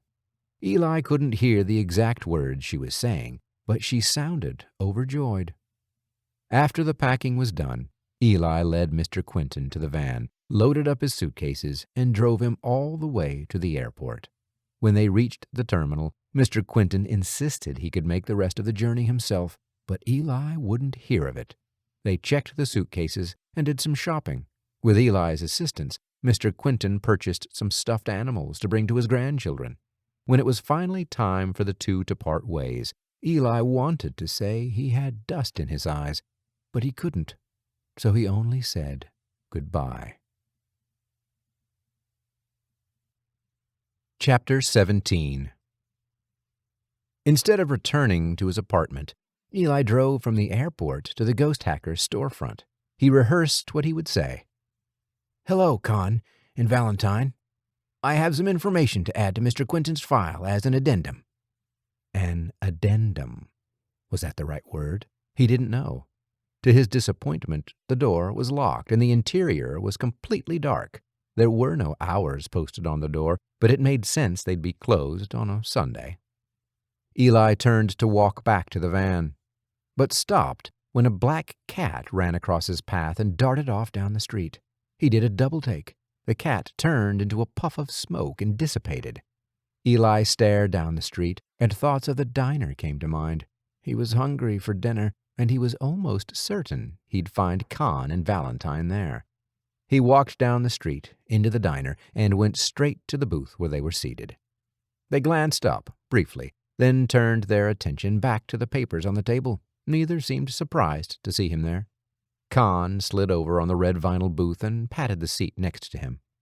Eli took a seat. His grin was so wide, his face hurt. He was too excited to correctly say the line he had rehearsed. "Addendum," he blurted out. Valentine smiled up at him, her pale green eyes crinkling at the edges with mirth. "Is that so?" Eli realized he was staring at Valentine, so he forced himself to turn and look at her brother. Con was not nearly as interesting to look at, but his spiky, bleached white hair was intriguing. There was no telltale margin of brassy orange between the white and the dark roots. The hairs seemed to go from dark brown at the scalp to gray and then to white, as though the pigment faded to nothing when exposed to light. "How is Mr. Quentin?" Con asked. "Gone," Eli said. Con winced and said gently, "He was kind of old." He patted Eli on the shoulder. There. Sometimes they slip away, but it's to a better place, as long as it's not a steel box." "No, I mean, he's gone to the airport to live with his daughter." Eli licked his lips, drawing out the suspense. "He had a son. That's what he didn't tell us the first time around, and that's why he wouldn't leave the house. He was waiting for his son to come home." Con and Valentine exchanged a look. Valentine asked gently, "Did his son come home?" "Yes." Eli nodded, beaming. "Well, he just popped in for a minute. I guess the microwave was possessed after all. Anyway, it was all very dramatic, but I was terrified. And then I wasn't. The son just wanted to have a few last words. That was all." Valentine's eyebrows raised higher and higher, and her gaze darted between Eli and Con. She leaned forward and whispered, "Eli, did the spirit take possession of your body?" A chill ran up Eli's back. He shrugged it off. "I think so, but only for a minute. Mr. Quentin and I hugged. We had a moment. It was nice." Con snorted. "Nice." He put both of his hands on Eli's nearest shoulder and shoved him out of the booth. "There's nothing nice about possession. We need to get you into the decontamination shower." Eli staggered to his feet. "The what?" Con said gravely, We need to get you decontaminated, like the devil eats cookies." "The devil what?" Con shook his head. "The devil eats cookies fast, Eli. Fast." Valentine jumped to her feet and started herding him toward the exit, while Con gathered their files and threw some folded bills on the table. As the three walked hurriedly back to the ghost hacker's storefront, Eli began to feel unwell. He'd been contaminated. No wonder he'd felt so different all day. He was still possessed, and now Donnie was inside his body, making himself at home and rifling around in places he shouldn't be. Eli fought the urge to retch. All of his insides felt wrong, and something terrible was happening to his consciousness. He was being pushed out, like those nights Brenda kicked him in her sleep and stole the bed covers, sending him to the couch. Soon his body would no longer be his body. Bile came up the back of his throat. He coughed it up into his mouth. "Taste that, Donnie. This is what you get for trying to steal my body." The three of them rushed in through the door, and Eli charged back into the darkness, demanding to know where the decontamination shower was. He tripped over a chair and fell forward, catching the chair's back in the solar plexus. Coughing up more bile, he wrestled with the chair in the dark until Con and Valentine each grabbed him by one arm and helped him up. "Stay calm," Valentine ordered. "Think happy thoughts," Con barked. "Happy thoughts, happy thoughts," Eli repeated. They dragged him into a dark room that echoed, like it was covered in tiles. "Close your eyes," Valentine instructed. "Don't look in the mirror. Don't look at yourself." Eli clamped his eyes shut. A light went on, but he saw only the red of his eyelids. He tried to think happy thoughts. For one thing, he'd done a good deed. Mr. Quentin was on an airplane right now, on his way to better days. That made him happy. For another thing, he'd made it back to the Hearts before it was too late for him. This ordeal wasn't going to kill him. In fact, his body had never felt stronger. Once he had this decontamination shower and got Donnie out, he was going to get a gym membership. He was going to be the biggest, toughest, strongest version of himself. His father would be even more proud. Something wet splashed down from above. Eli opened his mouth and roared. He still had his clothes on, because there hadn't been time to get them off. The cold liquid felt good as it soaked his head and clothes, refreshing, and then, after a few minutes, it was just cold. He kept his eyes shut and waited for further instructions. The decontamination shower had no scent and felt exactly like regular water. Guys?" he asked. "Let it all out, Eli." Con began slapping him on the back, the way you might assist someone who was choking. "Get out of there, spirit." Now the water was really cold. Eli's teeth began to chatter. He felt around inside himself and found no trace of Donnie. Valentine giggled. Eli opened one eye and then the other. He was standing in an ordinary shower stall, in an ordinary bathroom. Valentine was leaning against the wall near the toilet, reading a magazine. "Feel better?" she asked. Con gave him a final whack on the back. "All clear," he pronounced. Eli stepped out of the ice-cold spray. "This isn't a decontamination shower," he said. Con twisted the handle and shut off the water. "We may have jumped the gun," Con said, "but look at it this way. You've already been initiated, so when you start work on Monday, you won't have that hanging over your head." Valentine closed her magazine and set it aside. "You are starting work Monday, aren't you? We'll match whatever you were making for the delivery company, plus perks." Eli pulled the front of his shirt away from his body and twisted the fabric to squeeze out some water. "What perks?" he asked. The two looked at each other for a moment. "We'll figure something out," Con replied. "How do you feel about space rabies?" Eli shook his head. "No, thanks." "Is that no to the job offer?" Eli's teeth chattered one last time, then his jaw relaxed. He looked from Con's face to Valentine's. A week ago, he'd never heard of a ghost hacker, and now he had a job offer to become one. He thought of all the things he enjoyed about being a delivery driver. And then he thought of all the things he didn't enjoy about being a delivery driver, which took a little longer. He considered how ticked off Brenda would be that she would no longer be his supervisor at home and at work. "Monday," he mused. "What time do I start?" Con handed him a towel. "Welcome to Ghost Hackers, my man." This has been a production of The Cat Who Went Bump in the Night, Paranormal Cozy Mystery, Eli Carter and the Ghost Hackers, Paranormal Mysteries, Book 1, written by Angie Pepper, read to you by John Perhala. Copyright 2014 by Angie Pepper. Production copyright 2017 by Angie Pepper.